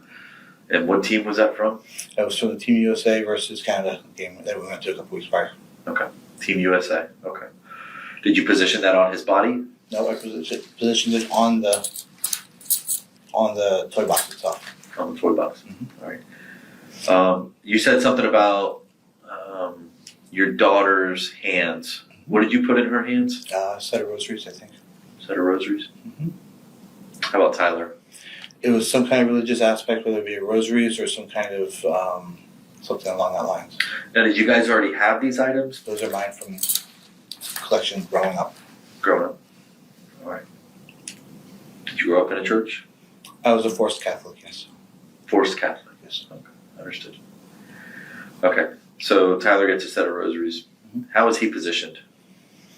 He is on his, when I put him on, he is on his, like, towards the stomach with his head towards the side. I just can't remember which. His head was facing, I think, back to the back of the wall, back of the building bone jar. Back. Okay. Is he on his face? Is he on his side? How's his face? He's on his side. Half of his face is like it's more so like right here. Okay. All right. And then that leaves Alec. So take me through that. That one was tough because I had to get the mattress out from underneath him because I couldn't drag him on the mattress. So I took the blanket, his comforter blanket, put it on the ground, and we moved him to the ground. Then moved the mattress into the room. How did you move him to the ground? What do you mean? Picked him up and put him on top of the comforter that was on his bed. I put the comforter on the ground so he wouldn't be laying on the rug. Put that on the ground. Put him on the ground. Brought the mattress into the room. Made sure the mattress was set, and then put him on the. Did you have to like drag him by the comforter, or did you pick him up, or how does this work? I moved the sheet and I put the comforter on the bed. Then I took the sheet, picked the sheet up with him, and put it onto the blanket, the comforter. Moved the bare mattress into the room. Then was able to pick him up and take him. I was adamant I did not want to drag him. He's my son. I did not want to drag him. So I picked him up the best I could. And little steps at a time I got him from. So you carried him? Carried all the children? Yeah. So you are going to be charged with their murders. You understand that? That's fine? Okay. So, I mean, it's a formality that we have to take part in, okay? I know you may see things differently. No, I understand this. Okay. I mean, you were a law-abiding citizen up until this point, correct? I mean, from what I've heard, you've never, I mean, other than the little investigation that you had going on last year with the feds up there in wherever, Connecticut, you didn't have a violent... No, this was a decision for... Okay. After his heinous confessions, detectives thought they had finally unraveled the brutal tragedy inside the Todd household. But just when they believed they had solved the case, a new revelation sent the investigation spiraling in a completely different direction. I want you to know a couple things. That I absolutely loved, honored, and obeyed Megan through everything. Because a lot of things will come out. You should talk about it right now. Realize this, okay? The night everything happened, okay, I'm going to tell you this. I went over because Zoe wanted her Mickey silver necklace for reasons you'll find out later. I ended up falling asleep. Let's just leave it at that. Okay? I fell asleep I was supposed to wake up at 11:30. Didn't wake up the next morning. I have no idea what I told investigators because I was completely stowed. I was asleep. According to Anthony, he wasn't even there the night his family was murdered. He claimed he returned the next day only to discover the worst. But when investigators pushed him, his story took yet another turn. In a desperate attempt to escape the weight of his crimes, Anthony Todd changed his story entirely one final time. This time, he placed the blame on his wife, Megan, claiming she was the one who killed their children in a twisted murder disguised as a death pact. The forensic evidence was striking, aligning with this new narrative, with the knife having more of Megan's fingerprints than his. But the contradictions in his statements and his disturbing lack of remorse all pointed to one undeniable fact. Anthony Todd was guilty. You told detectives that you went into Zoe's room and you rolled over on top of your daughter until she suffocated. And your testimony here today is that Megan did it. Megan killed Zoe. And you told the detectives multiple times that after Zoe, you went to Alex's room. My testimony today is the fact that Megan killed her kids and killed herself. Okay. So everything that you told the detectives is not true. Number one. Yes or no? Ma'am, video, that's what I said. I don't remember anything after I left the house till I got to jail. So I'm refuting, I'm going on your premise that video is correct. Okay. Well, that is you in the video, right? It's a sickly version of me, yes. And that's you talking, right? That is me talking, that's correct. And God didn't tell you I assassinated There's no Kennedy. question. His confession told a different story. No remorse, no grief, just chilling detachment. In court, he claimed insanity and blamed his medication, but detectives had already torn that defense apart. His contradictions and the overwhelming evidence of premeditation left no room for doubt. You've been in the hospital the last couple of days, correct? I don't know how long I've been in the Okay, hospital. well, the last couple of days. Today's Wednesday. Yeah, Monday. Monday, yes. So Wednesday. You're not on any kind of medication. You didn't get any type of. They gave me something. Well, you're not under the influence of anything right now. You didn't take anything while you're in the hospital that would alter your mind or your thought process or. They gave me something. Other than not knowing the day of the week, you know where you're at, right? Yes. Yeah. Okay. You're at the Osceola County Sheriff's Office and everything like that. And, Well, I don't. yeah. Okay. All right. I just wanted to go back and say, oh, I didn't know what the hell I was saying. I'm of sound mind, and No, that I'm is sound mind. I'm okay. here. I did it. Yeah. This is over with. During his trial in April 2022, the defense called just one witness, Anthony Todd himself. His testimony was bizarre, emotionless, and filled with loose ends. The carefully planned nature of the crime, the controlled cover-up, and the days he spent inside the crime scene all pointed to one truth. This was not a moment of madness. This was a cold, calculated murder. After countless attempts to plead his innocence, Anthony found himself trapped in his contradictions. The jury saw through his shifting stories, but one question loomed over the entire trial. If it is assumed that he was truly innocent, why did he stay in that house for days, living among the bodies of his wife and children? And if he had researched ways to take his own life, why had he failed so spectacularly? The answers weren't in his words, but in his desperation. The evidence painted a chilling reality. Anthony Todd had built a delusional world to justify the unthinkable, his mind twisting every detail to fit his false narrative. The defendant will please rise. Madam Clerk, if you would please publish the verdict. Verdict as to count 1. We, the jury, find the defendant guilty of first-degree murder as charged in the indictment. Verdict as to count 2, count 3, count 4, guilty. Verdict as to count 5. We, the jury, find the defendant guilty of cruelty to animals. In April 2022, Anthony Todd was convicted on all counts and found guilty of first-degree murder for the deaths of his wife, 3 children, and the family dog. The jury rejected his defense, determining the murders were premeditated. In May 2022, he was sentenced to life in prison without the possibility of parole, sealing his fate for the brutal crimes he committed. Anthony Todd's case is one of those disturbing stories that leaves more questions than answers. Was he truly driven by apocalyptic beliefs, or was it just another excuse to escape responsibility? His actions seemed fueled by control, desperation, and narcissism rather than any real doomsday ideology. Whether driven by delusion or cold calculation, one thing is clear. He chose to destroy his own family rather than face the truth. No, I was just so scared. I was so on drugs so bad I choked it. How did you choke it? Yeah. That isn't even half as horrifying as what Megan says next. No one was prepared for the statement that cracked this nearly decade-old case wide open. How many do you think will we find in the garage? I'd say 8 or 9.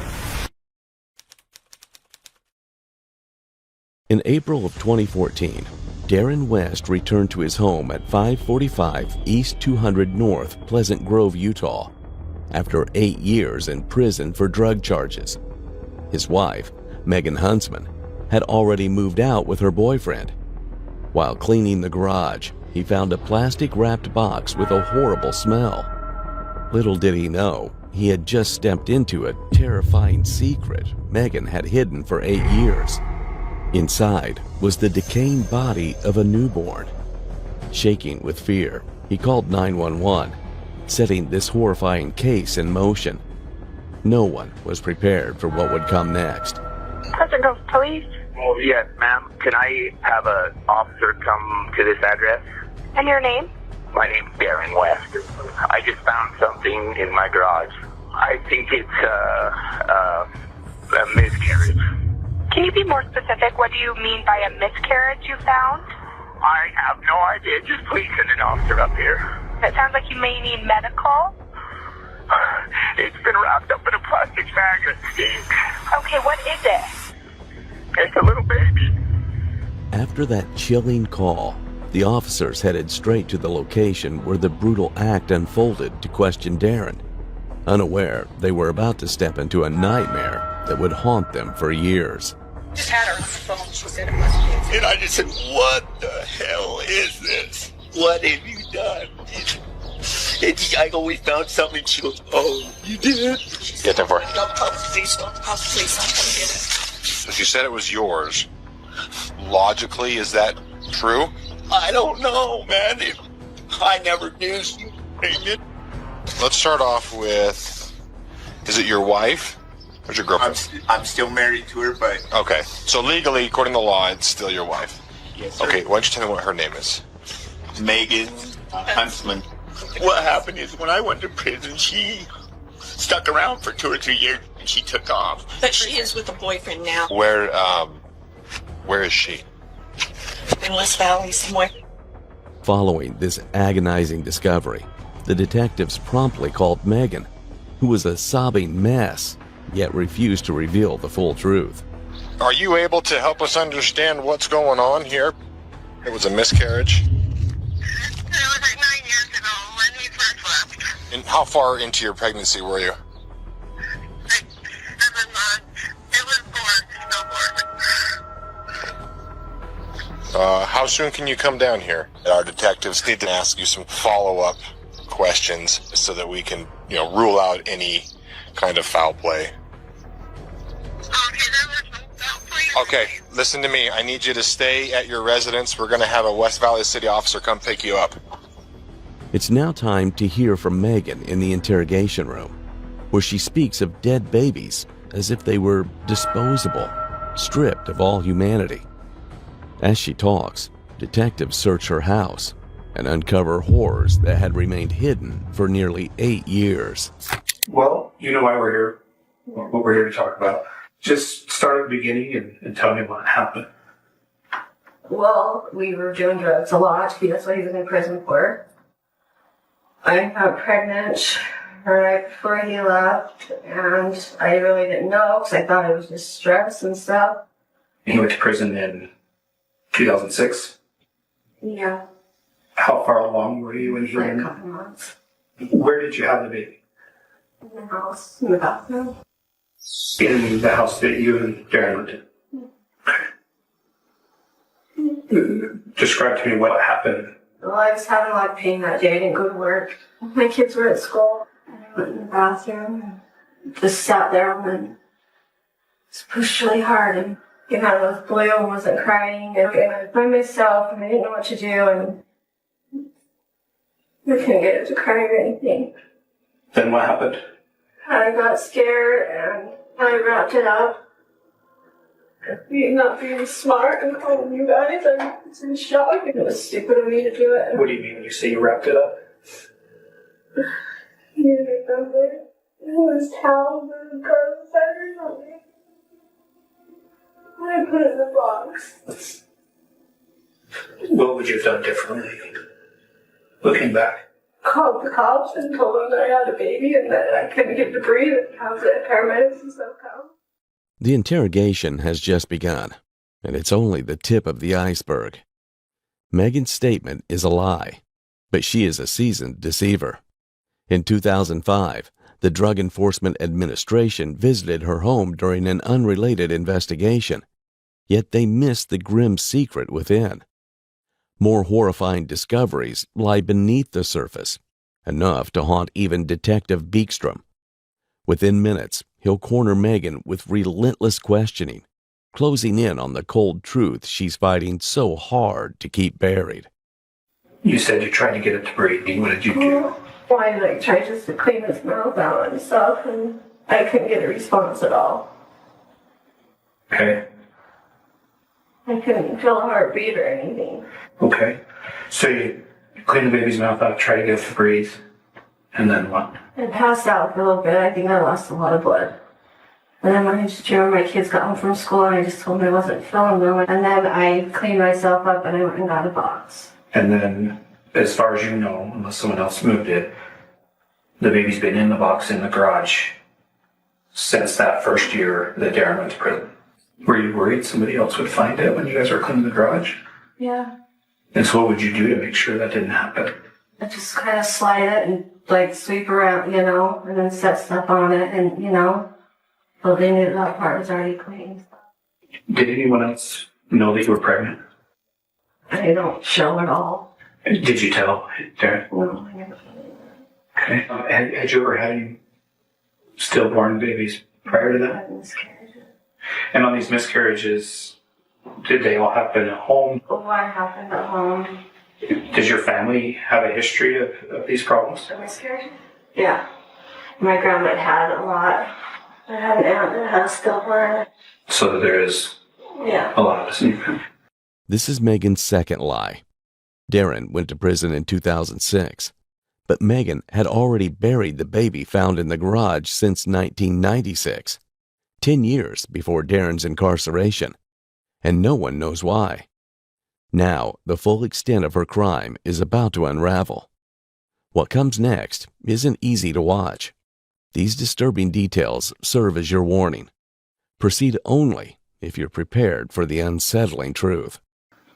All right. Is there anything else that you think I should have asked you that I haven't asked you? No. Is there anything else that you want me to know? No. You know, we really want the right thing for this baby, proper burial and closure for you and for your family. You know, your husband went to prison, you're raising the kids on your own, and you're overwhelmed, and I can understand that. I mean, Darren just found out that he had another kid that he didn't know about, so. Well, it's clear that I really think you should go to jail for this, that you recognize you've done something wrong. We haven't made any decisions like that. We're still just trying to put the story together at this point. And now the interrogation begins, where the nightmare comes alive. One horrifying discovery after another. While Detective Beekstrom questions Megan, officers send updates from the house.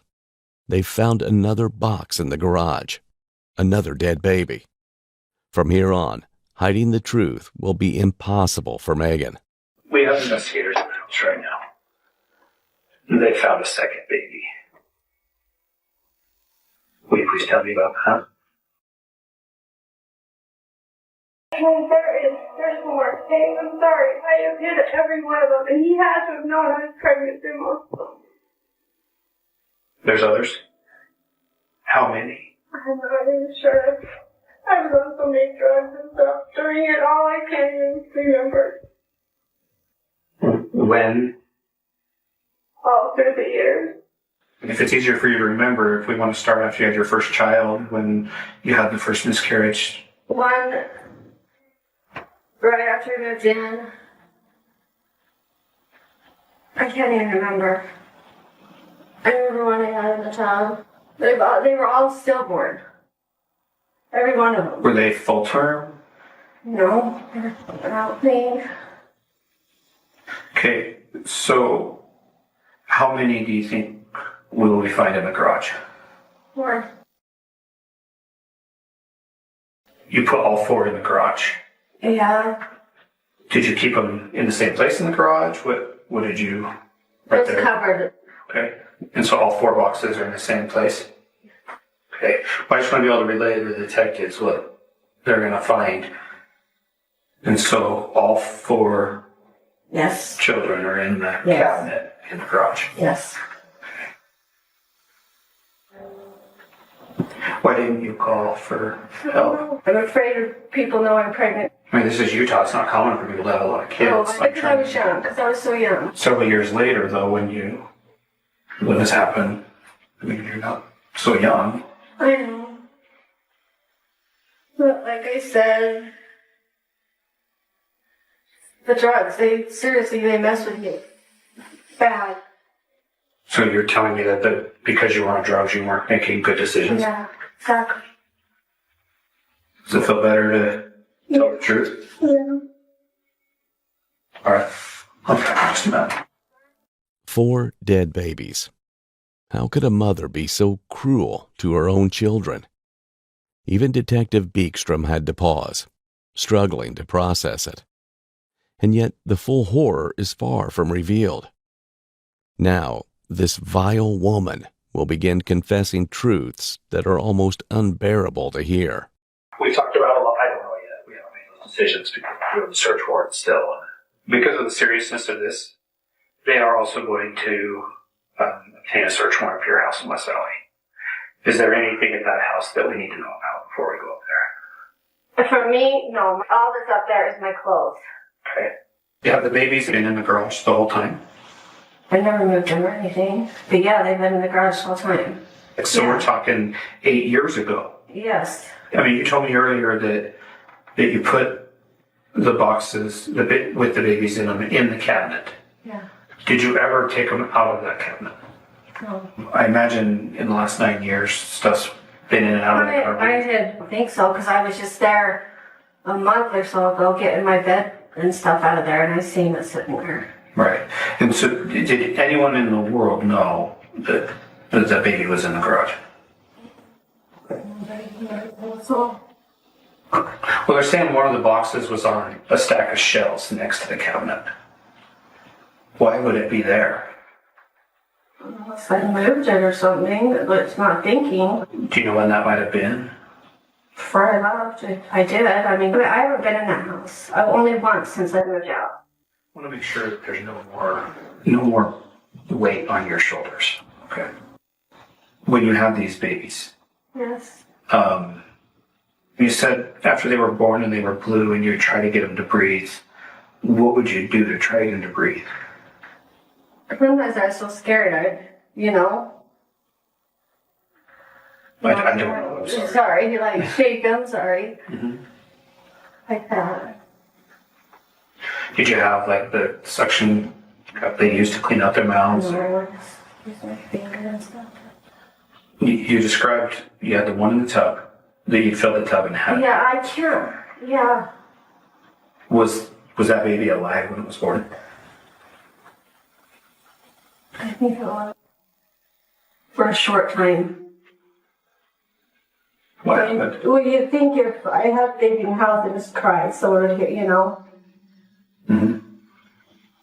Well, you say you think it was for a short time. What was it moving? Did it start to breathe? No, it wasn't breathing. I could see a little heartbeat and then it stopped. Okay. For about how long? Not very long. The one on the bed when it was born. Do you think it might have been alive for a short time as well? Am I up? What we need is the truth. Became one of them. Which one? Can't remember. No, I was just so scared. I was so on drugs so bad I choked it. How did you choke it? Yeah. Do you think all four of these babies were alive when they were born? I'm pretty sure one of them wasn't.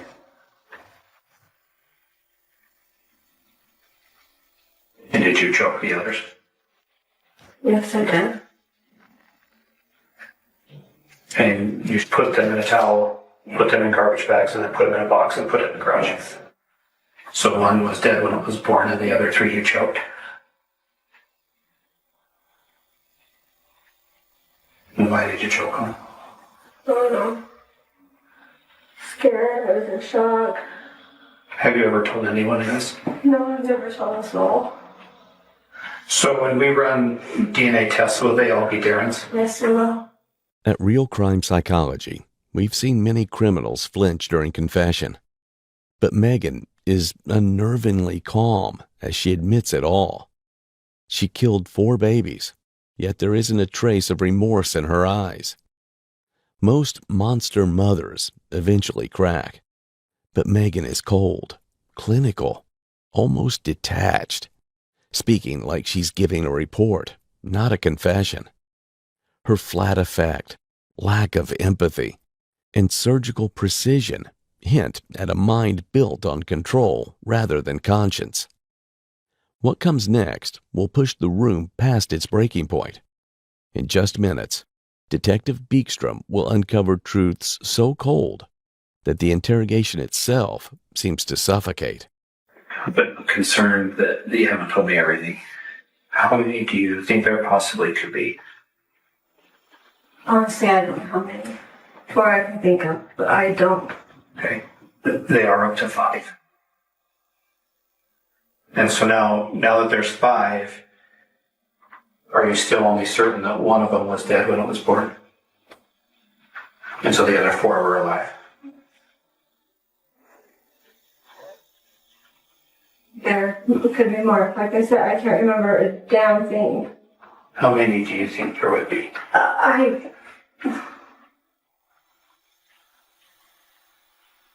say 8 or 9. But I know there's no more than that. And I know there's none in the house. I mean, you'd smell them if they were in the house. Right. Did the smell from the garage ever come in the house? No.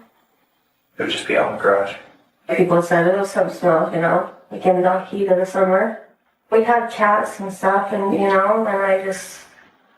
I think it was always just blamed on that. Did you just leave it open? Mm-hmm. And you're saying Darren never knew? No, when I told you, only me. I've kept this to myself for 18 years. So I'm the only person that you've ever told? Yes. When I talked to you earlier, you mentioned that Darren should have known. What do you mean by that? Did you tell her? No. I don't know why. I think my mind was just so out of it, you know? All I focused on was the next fix. But how can you not know? How can you sleep with someone every night and not know that? When we're talking about Darren knowing that you were pregnant because he's in your bed, those are miscarriages. And so did you just tell him that you miscarried? Yeah. Okay. And so when you told him that it was a miscarriage, he never asked what you did with the miscarriage. You said you were certain that only one was stillborn and that you strangled the rest. Yes. Well, I think I'm ready to take you upstairs then. And we're going to put you in a holding cell while we finish processing the scene. Okay. Over a decade, from 1996 to 2006, she secretly gave birth at home in Pleasant Grove, Utah, suffocating or strangling 6 of her newborns shortly after birth. Their bodies were wrapped in plastic and hidden in boxes in the garage she once shared with Darren. For now, she gets a brief reprieve from questioning, but she will return. Meanwhile, the detectives turn their attention to Darren, whose reactions to this information will be perplexing to say the least. You're not in trouble right now. I'm just trying to understand everything that's happened. So she's saying that baby was a miscarriage after you went in prison. That's what she told me. Is that what she's still saying? Yes. We did get a search warrant in the house. And there's more than one. And so, how many times was your wife pregnant? I have 3 daughters. And I know one other time that she had a miscarriage. I never even knew she was pregnant with 2 of my daughters until she was like 4 or 5 months along. And then she told me, you know. Mm-hmm. I don't know. So there's... How many was there? There was 7.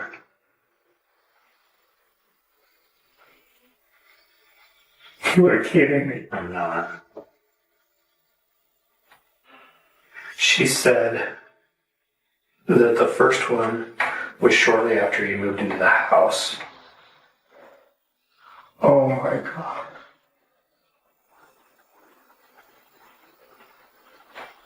And that the last one, she was pregnant by you before you went to prison. Wait, so she says they're all mine? That's what she says. And that's why I'm glad you're here, because I would have thought that if she was pregnant 7 times in the 10-year period that you lived in that house, that surely you would have known. Holy. Your wife has admitted to some crimes, to some horrible things. She admits that she killed someone after they were born. Like I said, she's being completely honest. And I really wish you were too. What do you want me to say? I didn't know she was killing kids, and I didn't know she was put in boxes. I don't know how they do it. I don't know how she could give birth and then I don't know. Were you there when any of these were born? No, sir. No, sir.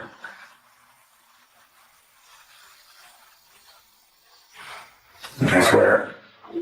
What we want to do is we want to do what's right. We want to have closure for these children. We want to have closure for your kids that are alive. For these babies' grandparents. I mean, these babies were in a garage for years. Yeah, I never knew that, though. I never knew that. Meanwhile, the police completed a thorough search of the house and called Megan in for one final round of questioning, just a few weeks after the initial interrogation. What they uncovered, and what Megan revealed next, is a chilling story that has haunted America for over a decade now. We've done more unwrapping of what was in the boxes, and we wanted to just talk to you more about some of the stuff we found. So I know you've already told me that you didn't put anything in there that you remember, but I just wondered if, over the last couple of days, if you've thought of more or if you remembered anything else. No, I haven't. All right. Nothing at all? Okay. Well, first thing, I'm sure you can imagine that this is kind of hard for the officers to see, the condition that the children are in. But what the professionals are telling us that have dealt with decomposed bodies is that there's an additional chemical odor. Did you add anything to the bags? Did you put anything in there that would generate a stronger? Was there anything that you put in the bag other than the child? Okay. No chemicals, no. I know I asked you about trinkets. I've always bought scented garbage sacks. Yeah, I don't know if that would do it. Because they're saying it's more of a chemical smell and not so much of a scented perfume type smell. No, I never put anything in there. Right. Okay. As I've gone back and reviewed my interviews and started to type my reports, there were some things that I noticed that you said that I didn't ask you about at the time. One of them was you said that when the baby was born that you didn't want it to cry. Do you remember telling me that? No. I said they wouldn't cry at first. I didn't say I didn't want them to. Yeah, what it was is you said that there were people home and it would cry. And I didn't know if you were referring to people who were renting the basement or if Darren was home or something else. It could have been either or. Okay. You said that you delivered all of these babies except one when no one else was home.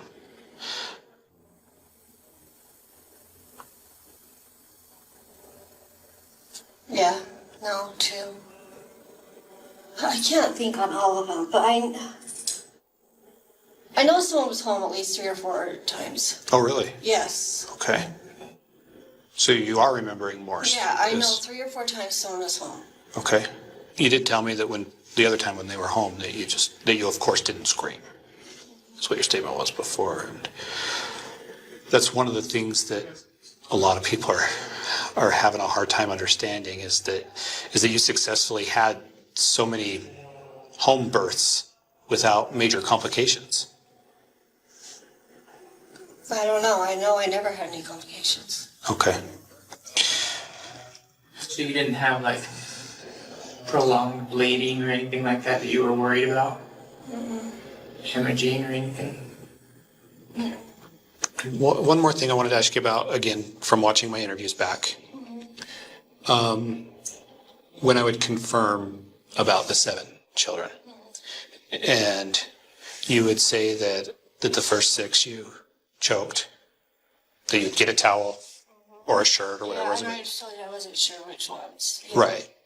And you'd put it in the towel, choke it, deliver the afterbirth, put it in the towel, wrap it up, get a garbage sack, and find a box. Would you have emptied the box before you went into labor, or how would that process work? What do you mean empty it? Like had stuff in it? Yeah, you said you'd get a box. Sometimes, Would you get the box ready? Like I said, I would, like, if I was in the bathroom, I'd put the baby under the bathroom sink wrapped up, and then I'd go find a box. Okay. And so you'd have to go empty the box right after you've delivered? Not right after, I'd wait a couple hours, you know. Oh, okay. I couldn't do it right after, no, there's no way. Right. Well, when I would rehash these, and you would say that the one when Darren was in prison was stillborn. That's the one I think. And that's just it, you're not sure. How can Megan stay stone-faced while revealing such disturbing details? It's clear she was a mother with no remorse, committing unimaginable acts without a hint of guilt. But the question remains, why? Why bring a life into the world only to end it moments later? What drives someone to do this?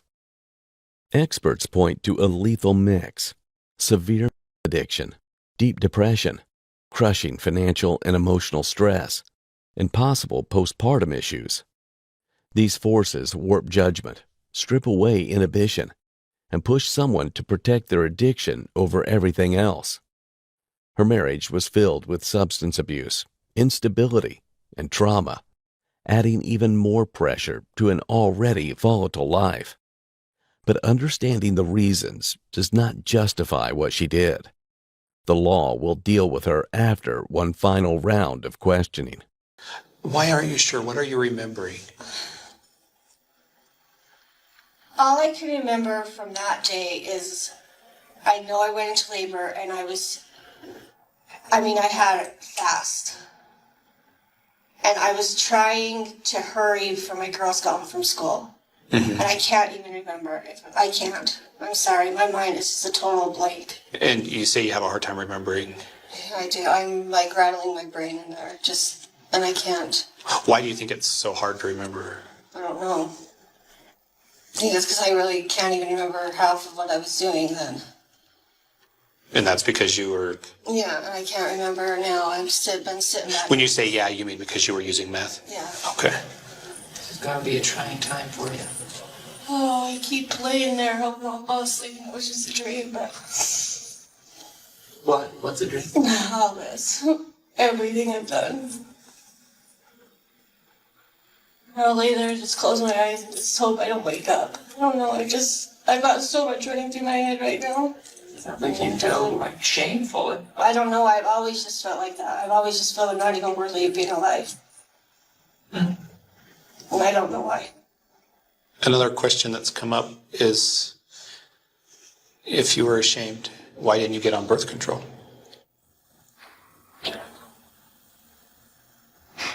Did you think about it? I know I was on it for a little bit. It made me sick like the first time I took it, and so I just stopped taking it, and I never even thought of it again. I know, people out there are probably just wanting to kill me right now, huh? I wouldn't say that. They're looking for answers. They want to understand why and the how. And we might not ever know how. But the why is, I don't know why. Well, it sounds like you've told us that it's a combination of money, drugs, and shame. Would you say that's fair to say? Yeah. Did you want to keep any of these babies? Yeah, I did.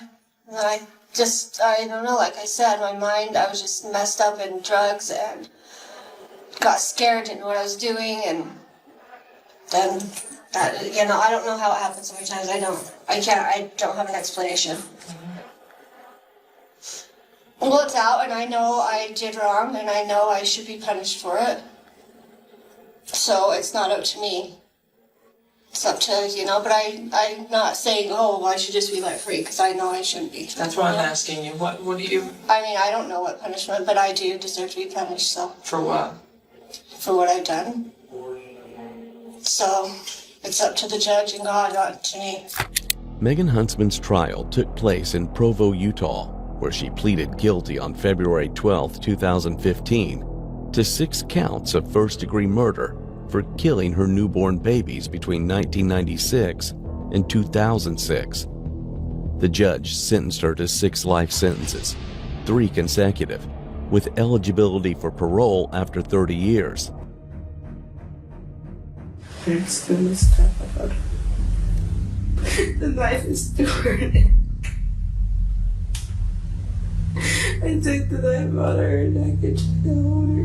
In an unthinkable confession, Lachelle Anderson admitted to stabbing her daughter, Lalana Sharp, multiple times before calling 911.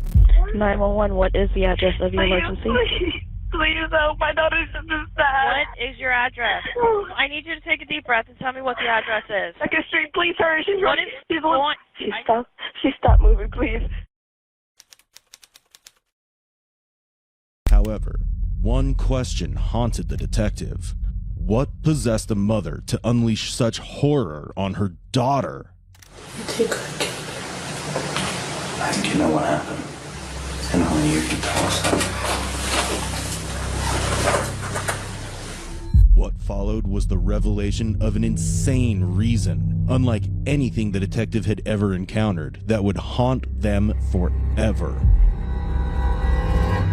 What's your name? On September 2nd, 2017, in Columbus, Ohio, Lachelle Anderson dialed 911, claiming her daughter, Lalana Sharp, needed immediate medical attention. First responders arrived at a grim scene. Lachelle was covered in blood, and Lalana was suffering from multiple stab wounds. While Lalana was rushed to Nationwide Children's Hospital, Lachelle was taken in for questioning, leading to an interrogation that would torment the detective long after. Mama's here day through night. Hush, little baby. Don't be scared. Mama's with you everywhere. Close your eyes and shut them tight. Mama's here through the night. Hush, little baby.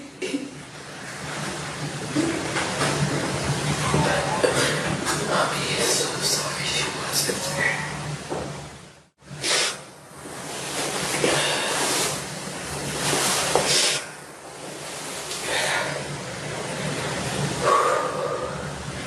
Hush, little baby, don't you cry. Mama's here, everything's alright. She'll be free, she'll set this right. She'll make sure you're safe, day through night. She'll up this one time. Please forgive mommy.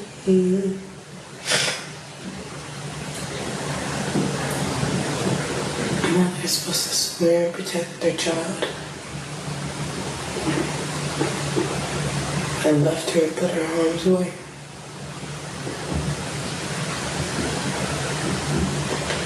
The littlest hiccups caused the biggest time quakes. Now I'm in jail. I don't know what else to say. My beautiful baby girl, I saw your face turn pale and lips turn blue. I'm so sorry. I wasn't there for you. After committing a horrifying crime, Lachelle sits in the interrogation room, singing a haunting lullaby and muttering to herself.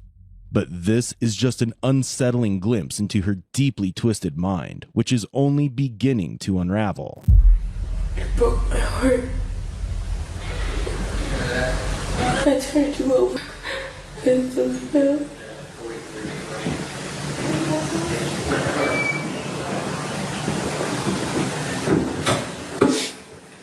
That's a baby girl.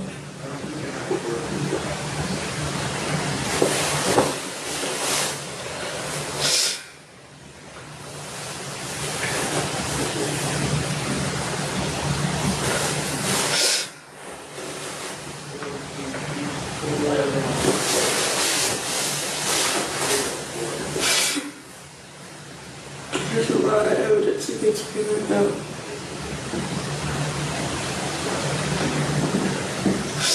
Mommy knows this.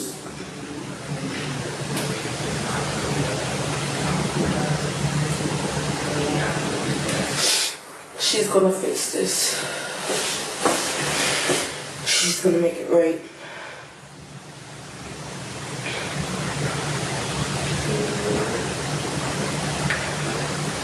Even if that means telling the family secret.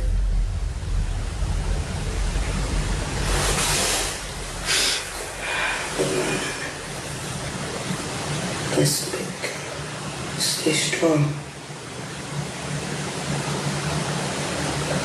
Mommy can't lose you. She's gonna make this right.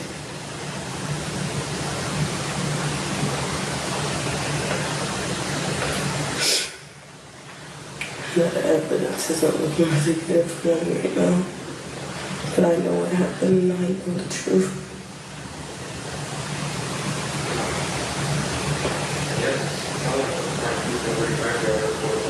She's going to keep repeating it until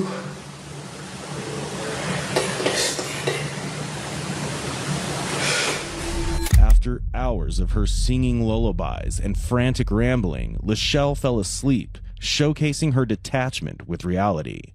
The detective is now ready to get the truth out, but instead of coming clean, she crafts a distorted tale that leaves the detective questioning not only the facts, but also her sanity. Can you wake up for me? Are you 17? Okay. I want to talk to you a little bit about what happened tonight, okay? You awake? All right. Can I ask you a question? Sure. Mm-hmm. Is my daughter okay? We've not heard back from the hospital yet. That's why we want to talk to you, see what happened. Okay. You doing okay?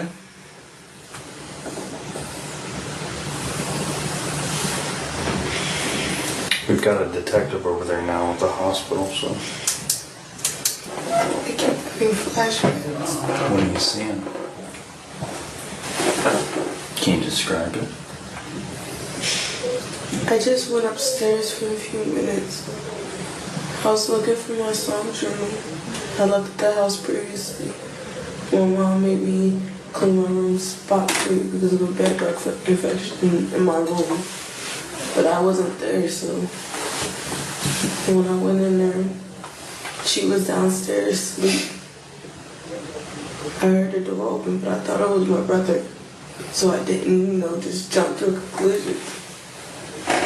And I should have. I just stayed up there searching around. And I hear like a splat from downstairs. And then my daughter started crying, so I dropped everything I was doing upstairs and just ran down. Only thing I see is a shadow going out the door. And I run to the room and I see my daughter just squirming there, crying. The knife is through her neck. I took the knife out of her neck and tried to hold her.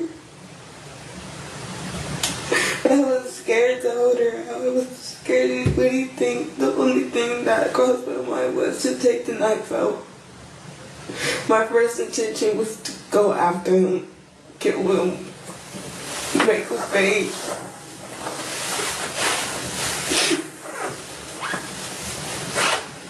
I was scared, and I didn't want to see my daughter again.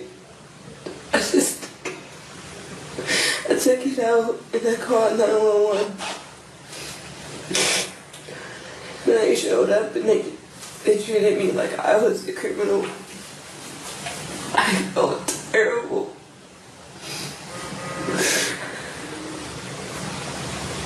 I just want my daughter.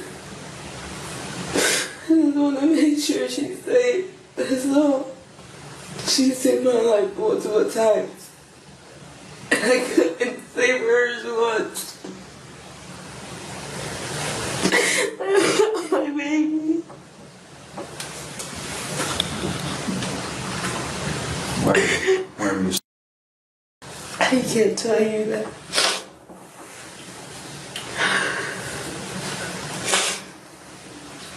If my baby is still alive, I'm not going to make it any worse. Why can't you tell us? I can't tell you. Lalana was pronounced dead at 1:28 a.m., just 50 minutes after the 911 call. Yet even then, Lachelle seems uncertain whether her daughter had died. She creates a bizarre narrative of an intruder breaking in and attacking Lalana, but the detective isn't convinced. There are no signs of forced entry and no trace of anyone else at the scene. What follows is a rare and disturbing facet of her personality, shedding light on the mysterious intruder she insists was there. Why would someone want to come into the house and harm your baby? I don't know. I really don't. I want to find out. I want to find out who it was. Can you think of anyone who would want to do that?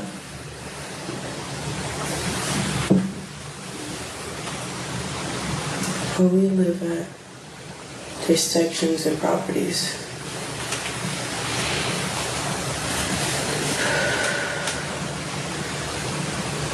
There's a group of teenagers.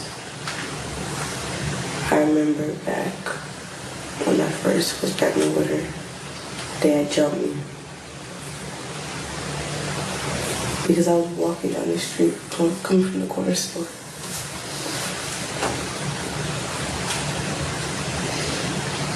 They jumped me and told me never to step foot in their territory again. Last time I was down here, I seen about 3 of them when I was going to the corner store. I didn't think they recognized me. I was with my little brother, Kaden. I didn't say anything to him. They kept staring at me, but I didn't think they recognized me. I left all that gang violence and behind me for her. If worst comes to worst, I find him before y'all do. There's a lot of people that care about your baby. We've talked to a lot of them tonight. The only person that can tell us what happened in it is you. And we're looking at it right now. I mean, we don't know why it happened. I mean, I don't think you meant to do what happened, what you did. But, I mean, we're left with nothing. You think I can? I think you know what happened. And only you can tell us that.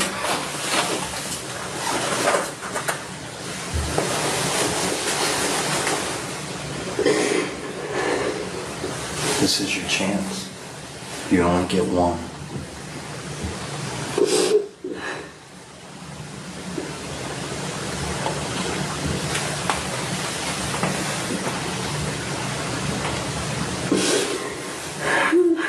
I want to believe that you're just some cold-hearted person that went in there to harm a little kid, but you're not leaving us with anything. Lachelle clings to her story, but as the gravity of her actions begins to sink in, she leaves her seat, collapsing to the floor, setting the stage for a chilling confession. I can hear you. In my heart, I believe I was telling you the truth. You know, no matter how much you wish that it didn't happen, it still did. I killed her. Only you can tell us. I killed her. We want to know why. What happened? It seems Lachelle developed dissociative identity disorder, a fractured mind forged by the trauma of realizing she had killed her daughter. Now the detective is about to come face to face with her other self, the killer within, which unleashes a frightening encounter that sends shivers down his spine. In my heart, I believe I was telling y'all the truth. I did. Oh my God. Oh. No. No. Please. That's not true. That's not true. Oh, please. No. Only you are going to be able to explain this. I can't. Because I don't know what happened. If that's not the truth, then I don't know what happened. You do know what happened. You were there. No one came inside. I wasn't. She was.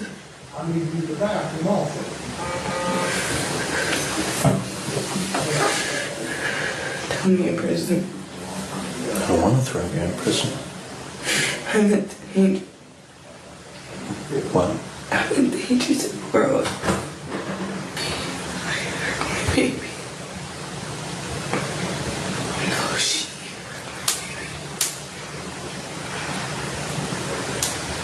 hurt my baby.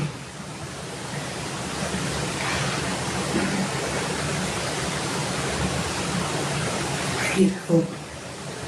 We're here to help you. But you're not going to get help as long as you continue to lie. No, I need help. I'm not the only one in this body. I can't control me.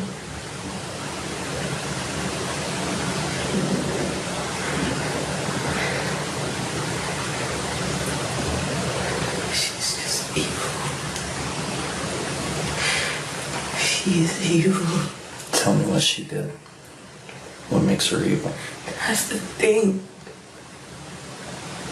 I don't know. You do know. You know what she did tonight. I promise you I don't.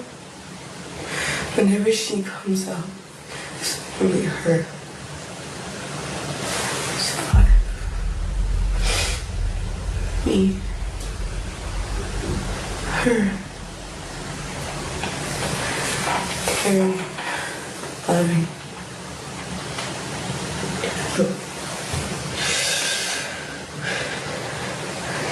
She's evil. I thought I could control them.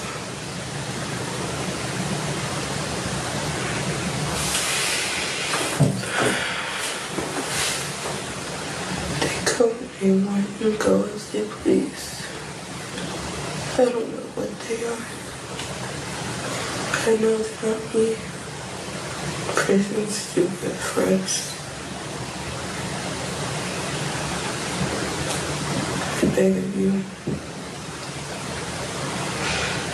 Just give us your help. Let the world know what happened. I think you'd better talk to her. So let me talk to her.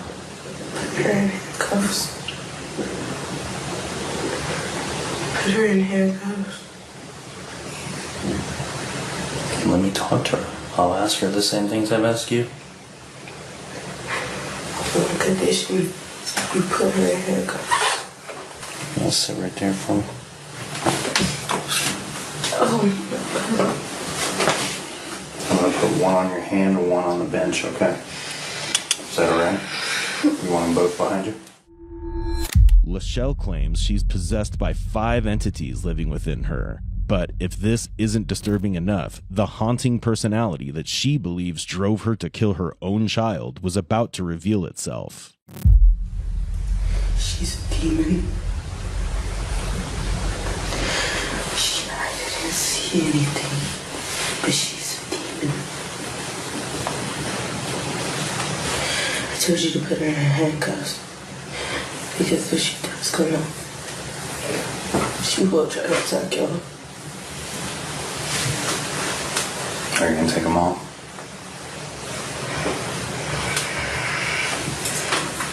Do you want me to take them all?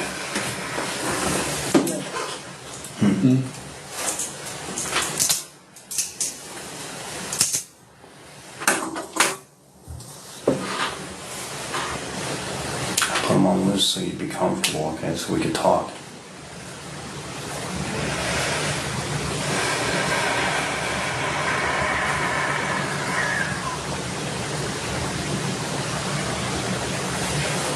What do you need to know?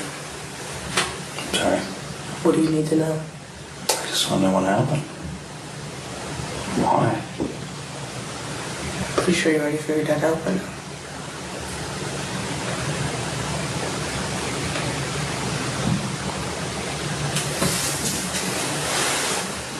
I want to hear it from you.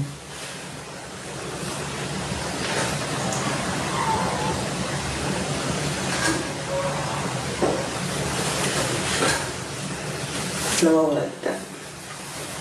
What's that? Why would I do that? Why would you do that? Yes.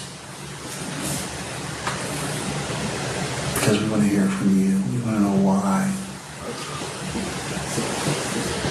Who's this other person in you that tells you to do these things?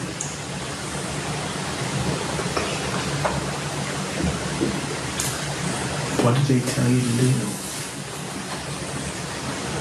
Excuse me, I'm a girl. I understand. You're in his face. I understand.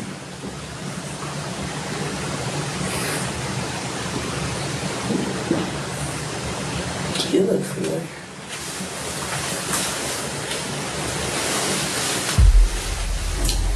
Just over this way, please. I just want to see your eyes.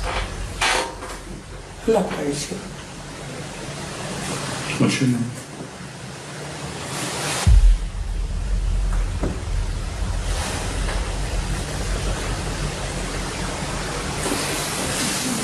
What other secrets do you have? Not my name. It's okay, that's it. What's your name? What's your name right now?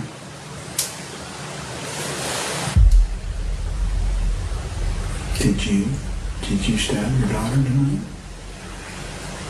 She's not my daughter. And if I did, why would I admit it right now?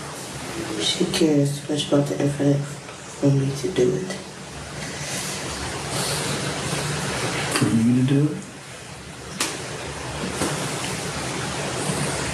Who cares too much? She cares way too much about the little rug rat in the way for me. Every time I try, she overpowered me. I don't like her. Are you jealous? Are you jealous of the little daughter? Every time I tried to take the little daughter, it's the same. You know how annoying that is? I imagine if it happened all the time, I could see that, yes. Lachelle's sudden shift in personality sent a chill through the detective.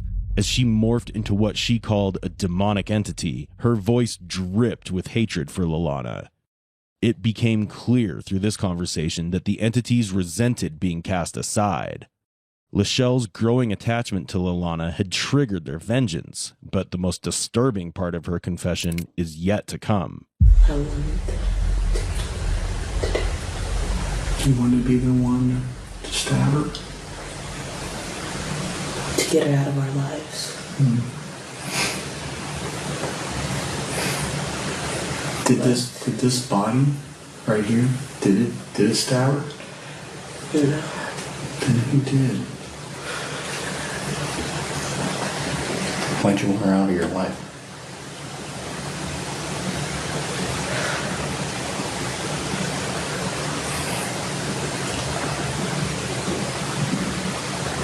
I'm the reason she has those gut feelings. If I protected her, she'd kick me to the side, like I do with road rage trash. To make space.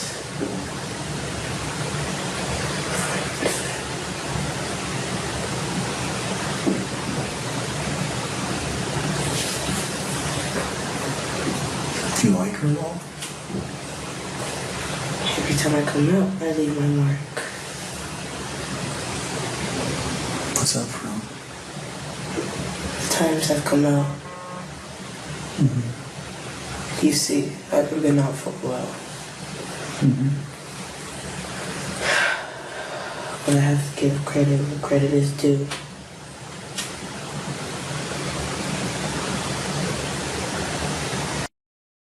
Off my eyes.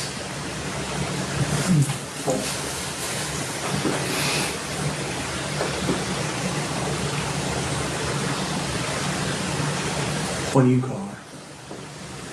Infant. Infant. How do you and the infant get along? She doesn't know of She what? me. She doesn't know. She doesn't know of you. Did she meet you tonight? I can only wish. Why do you wish that? The little rugrat came in. All of a sudden, I'm trash. She doesn't need me anymore. She actually has someone there to care for her. She actually has somebody else to talk to. Forgotten and washed up like old sandpaper. I enjoy the adventure rush. But I'm glad he did do this. He. So if you didn't do it, I'd beat you to it. Were you not good enough to do it? Couldn't figure it out? He wasn't strong enough. Why weren't you strong enough? Because she kept taking over. She kept stalking me. Where did you get the knife from inside that house? The knife was in that clean dishes back. After you grabbed the knife, how many times did you stab your daughter? What did she say? What's that? What did she say? After the disturbing transformation, Lachelle appeared to return to herself. But was it all an act, or had she truly lost control? The detective is determined to find out. Lachelle realizes she can no longer hide behind theatrics, and the moment of truth has finally arrived. Do you want people to see you as a cold-hearted, just killer? Or do you want people to know what really happened?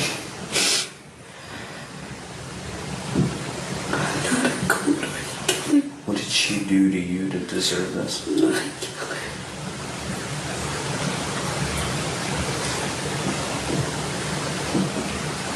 You are. You can't change that. No, I'm not a killer. I'm not. I love my daughter. Then prove it. I love her. I'm not a killer. If you love your daughter, then prove it.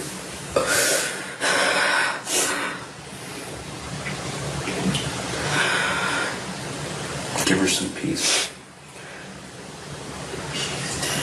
Explain what happened. She's dead. You said earlier. I'm going by your words. I'm a monster. Are you a monster?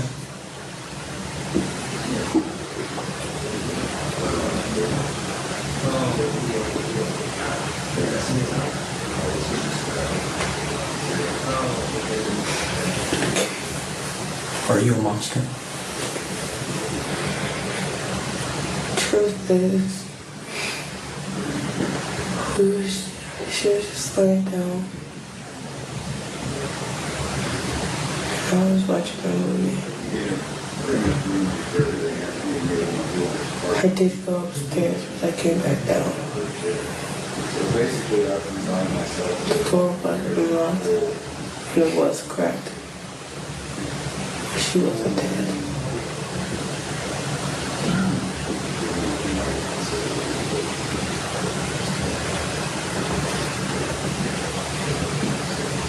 I looked around the house. My head started hurting. I started seeing flashes of him walking towards me. I didn't know what to do. I thought it was real. So I started throwing stuff. I tried to get him away from me.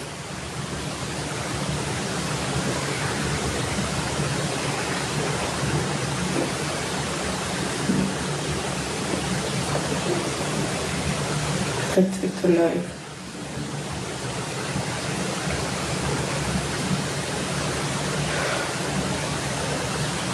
I didn't mean to. I truly did. I saw him laying in her bed. I took the knife. I basically stabbed him.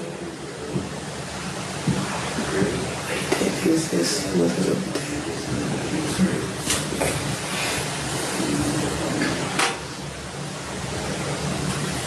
I accidentally stabbed my daughter. I really didn't mean to. Who were you seeing when you saw the flashes? Nobody. Who was laying in the bed? He was laying in her bed. I was trying to protect her. I truly was. What did you throw at him when he was coming towards you? I was throwing clothes and anything I could just get my hands on really quickly. I couldn't go through that again. Where was he coming from when he was walking towards you? He disappeared. Michelle admitted to stabbing her daughter, claiming she was trying to protect her from a dark, unseen figure, and while trying to stab him, she stabbed her daughter instead. Although the inconsistencies in her stories are evident, nothing could have prepared the detective for the gruesome details she was about to reveal. I'm so sorry. How many times did you stab?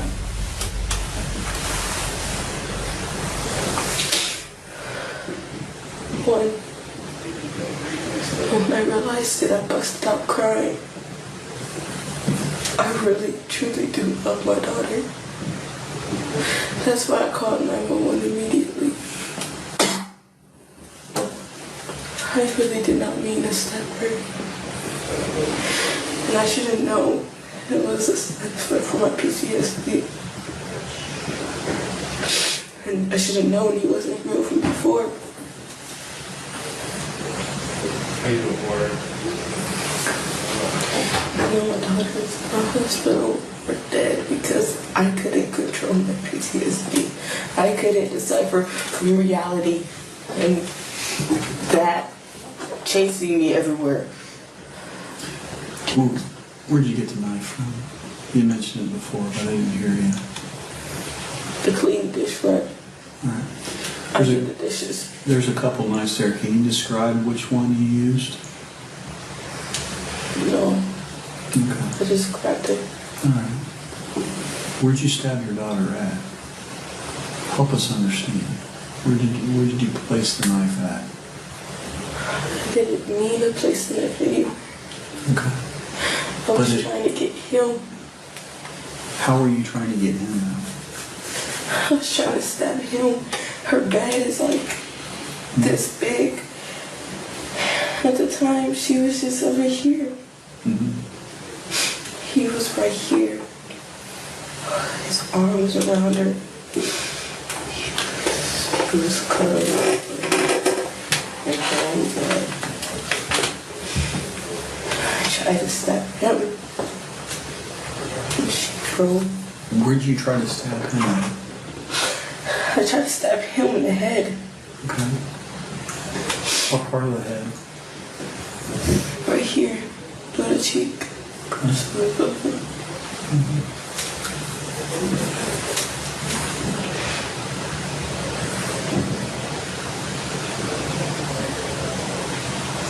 Okay.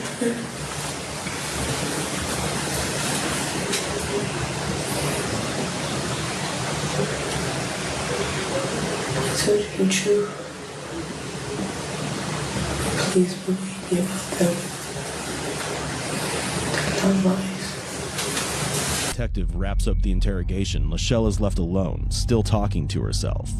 Now it's time to bring her to justice. On June 26, 2018, Franklin County Juvenile Court Judge Terry Jameson from Columbus, Ohio, transferred Lachelle Anderson's case to adult court, where she was charged with murder, a crime carrying a mandatory life sentence with no parole for 15 years.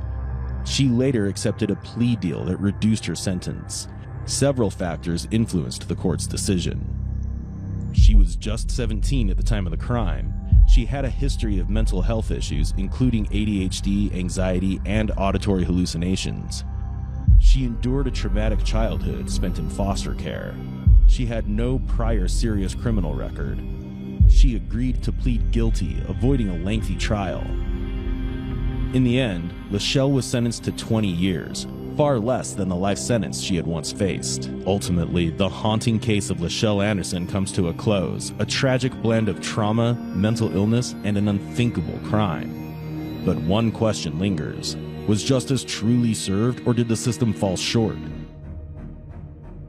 I killed my wife. You just tell us what happened, Dave? This goes back 11 years. But what truly unsettled everyone wasn't just the act itself. It was the fact that 69-year-old Dave Meyer stayed in the house with his wife's dead body for 4 days before finally turning himself in. I was in shock when I sat in my house and just tried to not focus on what I'd done. I'm thinking something set him off. I mean, how do you shoot somebody, I'm assuming in the head, while you're rubbing their back? How do you do that to somebody you love? Is it justified? No. Do I feel guilty? Hell yes. And behind the whole story, there lies something far more sinister, a dark truth Dave had kept hidden for 11 long years. He used to make her have with other men, and he would videotape it.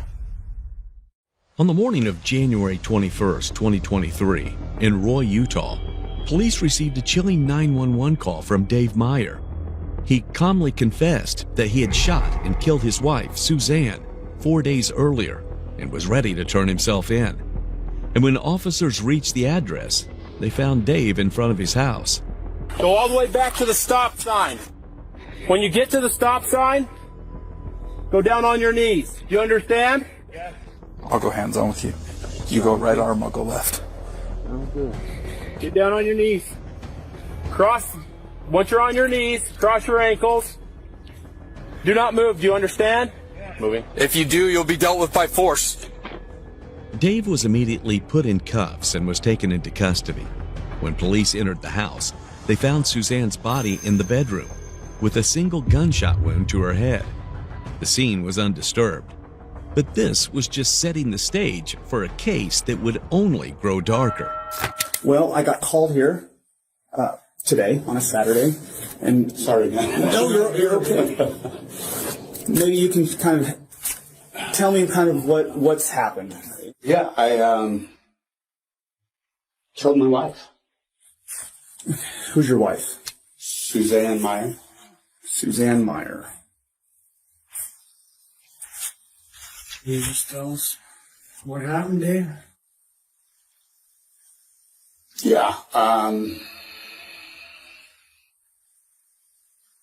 this goes back 11 years.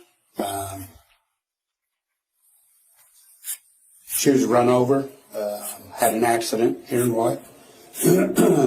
Destroyed her back, her nerves, just totally destroyed her. Very strong woman, in the gym all her life, ran, lifted every day, in shape. Accident crushed her.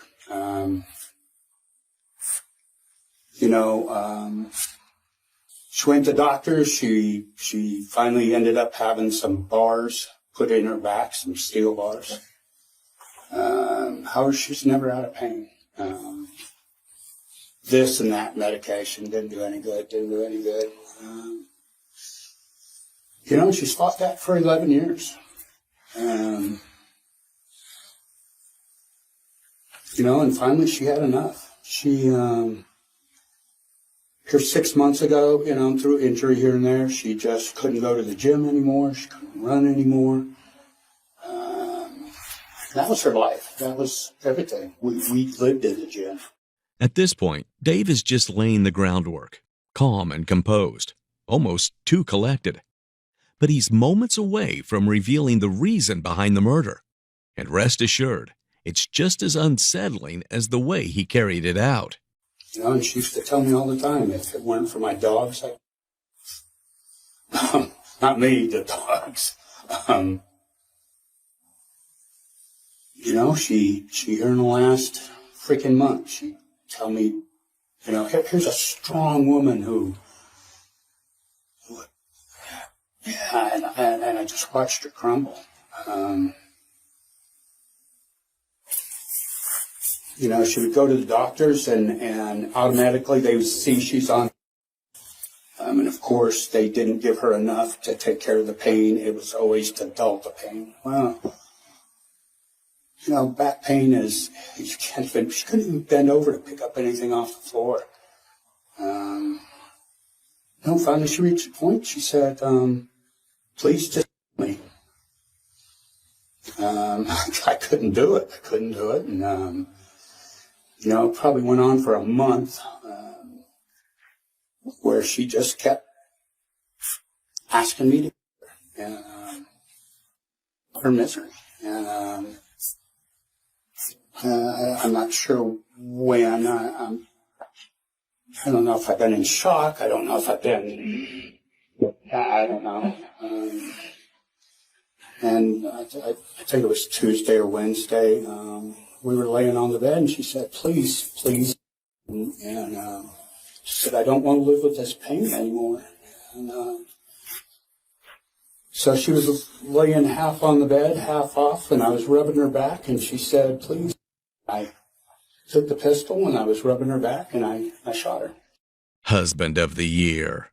Dave Meyer loved his wife so much that he shot her dead.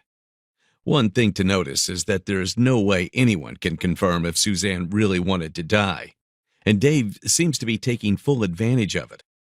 But like in countless cases around the world, the truth has a habit of surfacing sooner or later, and the truth behind this story was about to be revealed soon enough.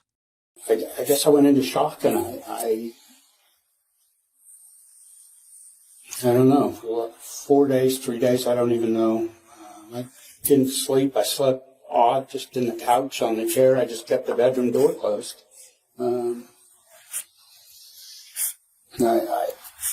I woke up this morning and I know what I needed to do, so I called you guys.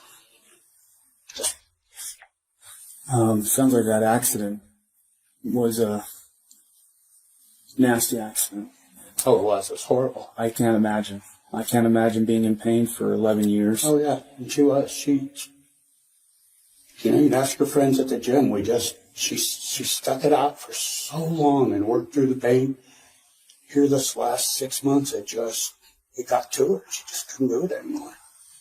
She was tired of getting blown off by doctors. Any doctor she'd go to, first thing they look at, and nobody'd help her. She had shots in her back. It didn't do any good. We got her on some kind of meds that was a long release. Well, didn't do any good. So. Did you stay in the house since that time? Yes. Yes, I might have gone to the store to get the dogs some treats or something. I don't know. I don't know. I guess I was in shock. Yeah, I didn't go anywhere. Made a store. Just beyond the store, nowhere else. And, Took the pistol and shot her. What kind of pistol is it? The 9mm. I know. Is it a what's the brand? Smith & Wesson. Smith & Wesson. And where did you shoot her at?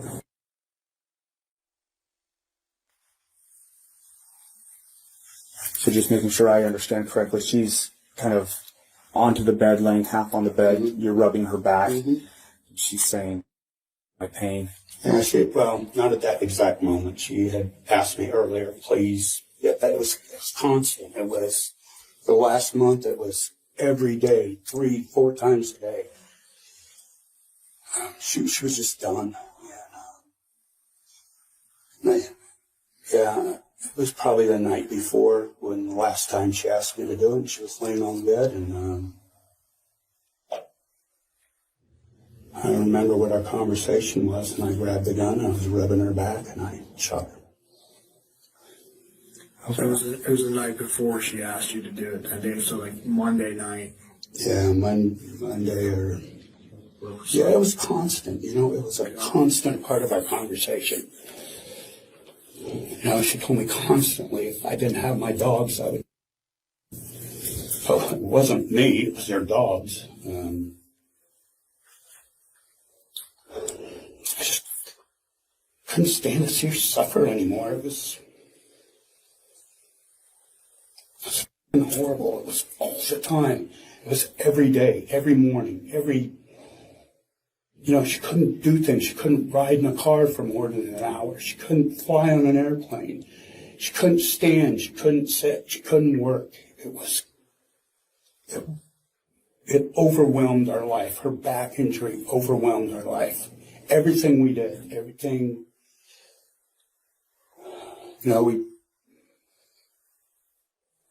couldn't do things because of her back. David said, I think when you called into the dispatchers, I think the notes were that you said you choked her? No, not at all. I called into the dispatch and she asked me, I gave her my address and she asked me what happened and I said, I shot my wife. Oh, okay. And she said, is she alive? And I said, no. And she said, do you have a weapon on you? I said, no, it's in the bedroom and I'm outside. She told me to wait for you guys to get there and put my hands above my head. Okay. I didn't choke her. Okay, I thought I saw some note about choking. As far as you know, was she ever choked at all? No. Okay. Yeah. His casual tone continues, but he's about to slip, just enough to hint at a different motive, one that might finally reveal why he really pulled the trigger. How long have you guys been married, Dave? 12 years, 11 years, 12 years. 11 or 12 years. Was this injury causing stress on your marriage? Well, oh sure, yeah, of course it was. And what kind of way? Well, here's a viable woman that was strong, was healthy, was a runner, a weightlifter, competed in bodybuilding contests, and all of a sudden, slowly over that 11 years after her injury, she just went downhill. It was just a constant battle on her part to stay out of pain, and she just couldn't do it. And of course, that put stress on me. How did you deal with it? I mean, how could I deal with it, man? I just lived with the pain like I had the pain. There was things we couldn't do. There was, it was just hard, man. It's starting to feel like Dave wasn't just helping his wife, but that his entire life was dictated and dedicated to her injury. Her pain has become his burden, and it clearly affected him. So there's a strong chance that Dave pulled the trigger not out of mercy, but because he was simply done living that difficult life. But that's not even the prologue, and one by one, each of Dave's disturbing choices is about to crawl out, and it all begins when Suzanne's sister starts revealing the truth. And it's all text messages. You can have them. You can Okay.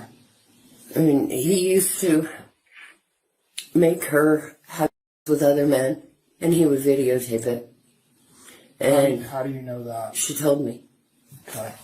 And I might have some things in text as well. Okay. He has never physically abused her, but he does like he's gonna hit her. Okay. And And how do you know that? She told me. Okay. And I'm sure I have that in text as well. Okay. He is a narcissistic sociopath. What do you mean by that? He will forever make himself look wonderful. And that's why it doesn't surprise me he says she wanted to die. Because then he looks like the wonderful martyr and he's doing something good for her. No way in hell. You give your wife a back rub and you shoot her in the head? She didn't even know it was coming. That's the harsh reality behind the actual trauma Suzanne suffered through. It had been showing from the very beginning, but now it all makes sense. Dave's narcissism was always there, and it was quite evident by his choice of words and behavior.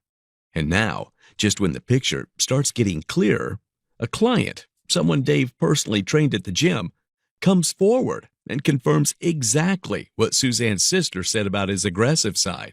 He said that she was really mean. And he said he just had to blow everything off that she said to him.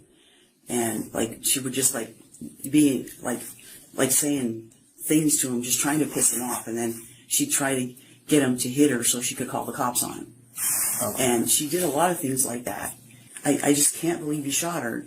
I'm thinking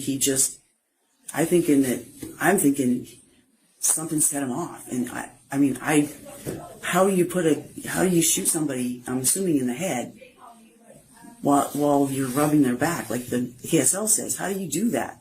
How do you do that to somebody you love? Like, sure. How do you kill them like that, you know? And I mean, there was more humane ways to do it, so a lot of the things just don't make any sense to me. Did he ever have any conversations with you about harming Sue or wanting to hurt Sue or anything like that? Well, a couple of weeks ago, he told me that he almost shot her. A couple weeks ago? Yeah, a couple of weeks ago, he told me he almost shot her. And I was like, God, I said, Dave, don't do that. I said, freaking leave the house, call me, whatever. I said, don't do that. I said, it's not worth it, you know? I think that's when she was just in his face, you know? But that almost shooting quickly turned into a bullet to the head. Unlike the other two, Dave sticks to his script, insisting he was in shock. But the neighbor's surveillance footage gives a different story, showing him calmly doing chores like it was just another Thursday. If he had the presence of mind to take out the trash, calling 911 shouldn't have been too hard. Clearly, there's a lot Dave is leaving out. I was rubbing her back with this hand, and I had a weapon in this hand. I was rubbing her back, and I put it up this way, and I shot. And I threw the weapon over on the bed. And I got up, and I walked out of the room. So the weapon was in the right hand. Mm-hmm. There's no plan as to where you just point the weapon at her. I just pointed and did. Okay. And believe me, I thought a lot about going back in the bedroom and doing myself. And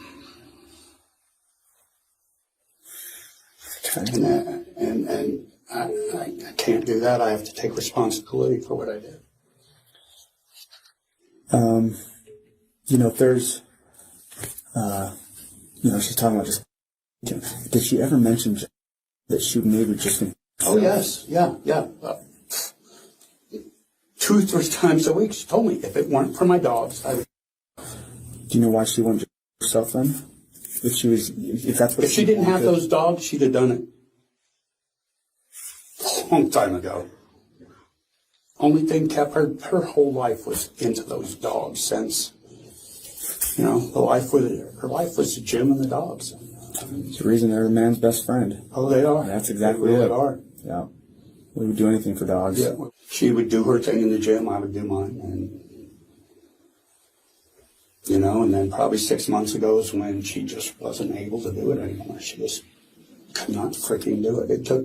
It took every bit of strength she had to walk the dogs. And that was her priority for the day, was walking those dogs. Yeah. Let me rephrase my question.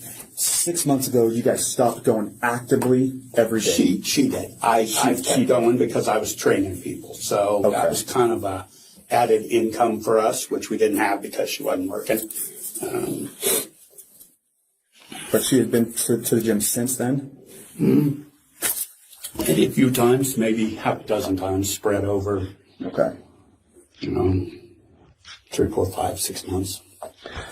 She had a cane. How was her mobility? She was able to walk freely? Yeah. She wasn't in a wheelchair? No. Okay. Did she ever go to physical therapy after the injury? Yeah, after the injury she did for a long time. And how long has that been? How long has she stopped going there? Probably a year after she was injured. Okay. It wasn't doing any good. So maybe 10 years ago she stopped going to physical therapy. And when she had her little injuries, like her bicep tear and her rotator cuff tear, she went to physical therapy for a couple of weeks on both of those, but it's not for her back. Do you know who her therapist or physical therapist was? No. Do you guys have a history of arguments, fighting? No. How would you describe your guys' marriage? Very good. Yeah? Yeah. We were married. She kind of did her thing. I did mine. And, once we lost the gym together, that was, that was kind of weird. What's that, Dave? You said it was kind of weird after. Yeah, it was weird not working out with her anymore. I mean, that was our whole life together. And she just couldn't do it. She might be able to do it, but she was in so much pain afterwards, it wasn't worth it for her. Was there anything that you would like to tell us additionally that you know? No, not really. I mean, I did it. I'm guilty. I can't say any more than that, right? I mean, I did it. I don't dispute that fact. A wife asking to be killed and the husband actually going through with it is something that just doesn't sit right with the detectives. Sure, Dave turned himself in, but he also had 4 entire days to carefully craft his version of events. And without solid evidence, cracking that story isn't going to be easy. And while Dave's responses hit the same dead ends, his client was about to pour out a flood of revelations, one that would finally start to explain Dave's eerie calmness after murdering his own wife. I shake when I'm nervous, and I wanted to tell you that yesterday, but I was so afraid my husband was going to find out that I was seeing Dave. I saw him from February 15th through the end of October 21. You guys were having a relationship? Yeah, February 18th through what? Yeah, the date's on there. I think to the end of October. Oh. When his wife was still working, I would go over his house. I knew where they lived before that, but that's why I knew where I was that's where I know where they live. Because I've been over there before to buy stuff from him and take money when Stu was there, years ago. And I think 2019. But I started seeing him in February of 21 through, I think, October of 21. And then February of 21 and through October of 21. Okay. And since then, she hasn't been working, and we're not able to get together. And to make a long story short, as time went on, I just didn't. I loved Dave with all my heart, but I wasn't going to leave my husband, and I don't think he was going to leave his wife. And I just didn't have the heart to tell him, because he's been going through so many medical problems, that I didn't want to be with him anymore. I just wanted to be friends. I tried to tell him a couple times, but I just couldn't do it. Because he's been having such a rough time this year, and I was trying to help him with his medical problems. That's why I know so much about it. I guess the question would be, did he ever talk to you about wanting to hurt Sue or doing anything like that? He never said anything like that at all. He really loved her. He just said that, the relationship was going. He wasn't interested anymore. Okay. And I don't know. I feel bad now because I'm wondering if it was because he said he was tired of going without, and I think he meant, but I'm not sure, because I'm not the most prettiest girl ever. I think maybe he was just having me over there for. But he seemed like he really loved me. We were, I would have done anything. So you say your relationship between him was just for that, what is that? That couple of, yeah. 6 months, 7 months? I've been over his house maybe past October 21 until now, maybe 3 times when she was gone. So I guess the question that I have to you is, was Dave seeing anyone else that you knew of? I don't know. I don't think he was, but he didn't I think he was only seeing me, but I don't know. I don't think with all the time he was at the gym, and I don't think Sue was leaving the house at all. And so, and I don't think he'd be trying to have with, like, he saw me 3 times this year. I guess he could have been seeing someone else, but I don't know. And it clears up the fact that Dave's love for Suzanne was as lifeless as the house they shared. He was having affairs, constantly fighting with her, and even coercing her into filming explicit videos with other men. And then there's another disturbing layer. Dave and Suzanne had been taking narcotics every night for the last 10 years. That might sound like a minor situation, but under federal law, cannabis users aren't legally allowed to possess firearms. And now, the possibility that the couple was intoxicated adds another new layer to this already disturbing case. Yeah, and I don't necessarily mean like about that, but just in general, like if there's, is anything that may be important for us to just kind of understand or know pertaining maybe the marriage or certain struggles you guys maybe had, or if there was outside influences, anything to that effect is what I'm kind of referring to. Okay. Just, like I said, we're pretty private people. We had friends at the gym, but did we have people over for dinner? No. Did we go over to anybody's house for dinner? No. We just didn't. It was just us. And living with our pain. How was your mental health that day? Would you say you had clear mind? Yeah. Okay. Like I said, this is pretty hard to process. You understand. We do, yeah. I did something horrible, and I understand that. And, my mental state that day, I'm sure it was good all day. I mean, I've lived with this. She's lived this. We've lived with this for 10 years, more than 10 years. I think it's been 11. I just want to reiterate, Dave, we're not looking to, I don't want to repaint anything in your, Oh, believe me, it's there. I know. And I just want to travel, kind of walk. I have to try to put myself back in time and try to retrace some steps and kind of go from there. So I apologize if please don't feel like I'm. I understand you have a job. Yeah, be patient with us here. That's what we have to just understand and what happened. It's pretty cut and dry. I told you what happened. Yeah, sure. And I told you the why. Anything past that, I don't know. My brain's so jacked up right now. Just down there at the house. They've a couple officers down there. Right. They've located a couple no more pain written on Yeah, that was me. That was you. Yeah, that was okay. Me. Yeah, that wasn't her. Okay. I didn't know what that was from. I think that was me. Okay. Yeah. No more pain. Yeah, right.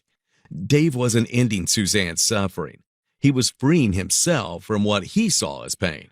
That being responsibility, marriage, and commitment. That note wasn't for Suzanne, rather a narcissist's farewell letter to his own burdens. And while he tried to dress it up as a mercy killing, things took a darker turn when his gym client, the woman he was having an affair with, revealed that Dave had casually mentioned Suzanne would be gone soon. That was all detectives needed. The pieces were falling into place. Trial was no longer a question of if, but when. But before going into the trial, what do you think was Dave's main reason behind the murder? Dave accepted a plea deal in March 2023, pleading guilty to murder in exchange for dismissal of other charges.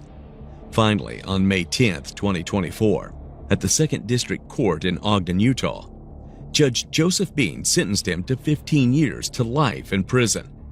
Dave was credited with around 475 days served and is currently incarcerated at the Utah State Prison.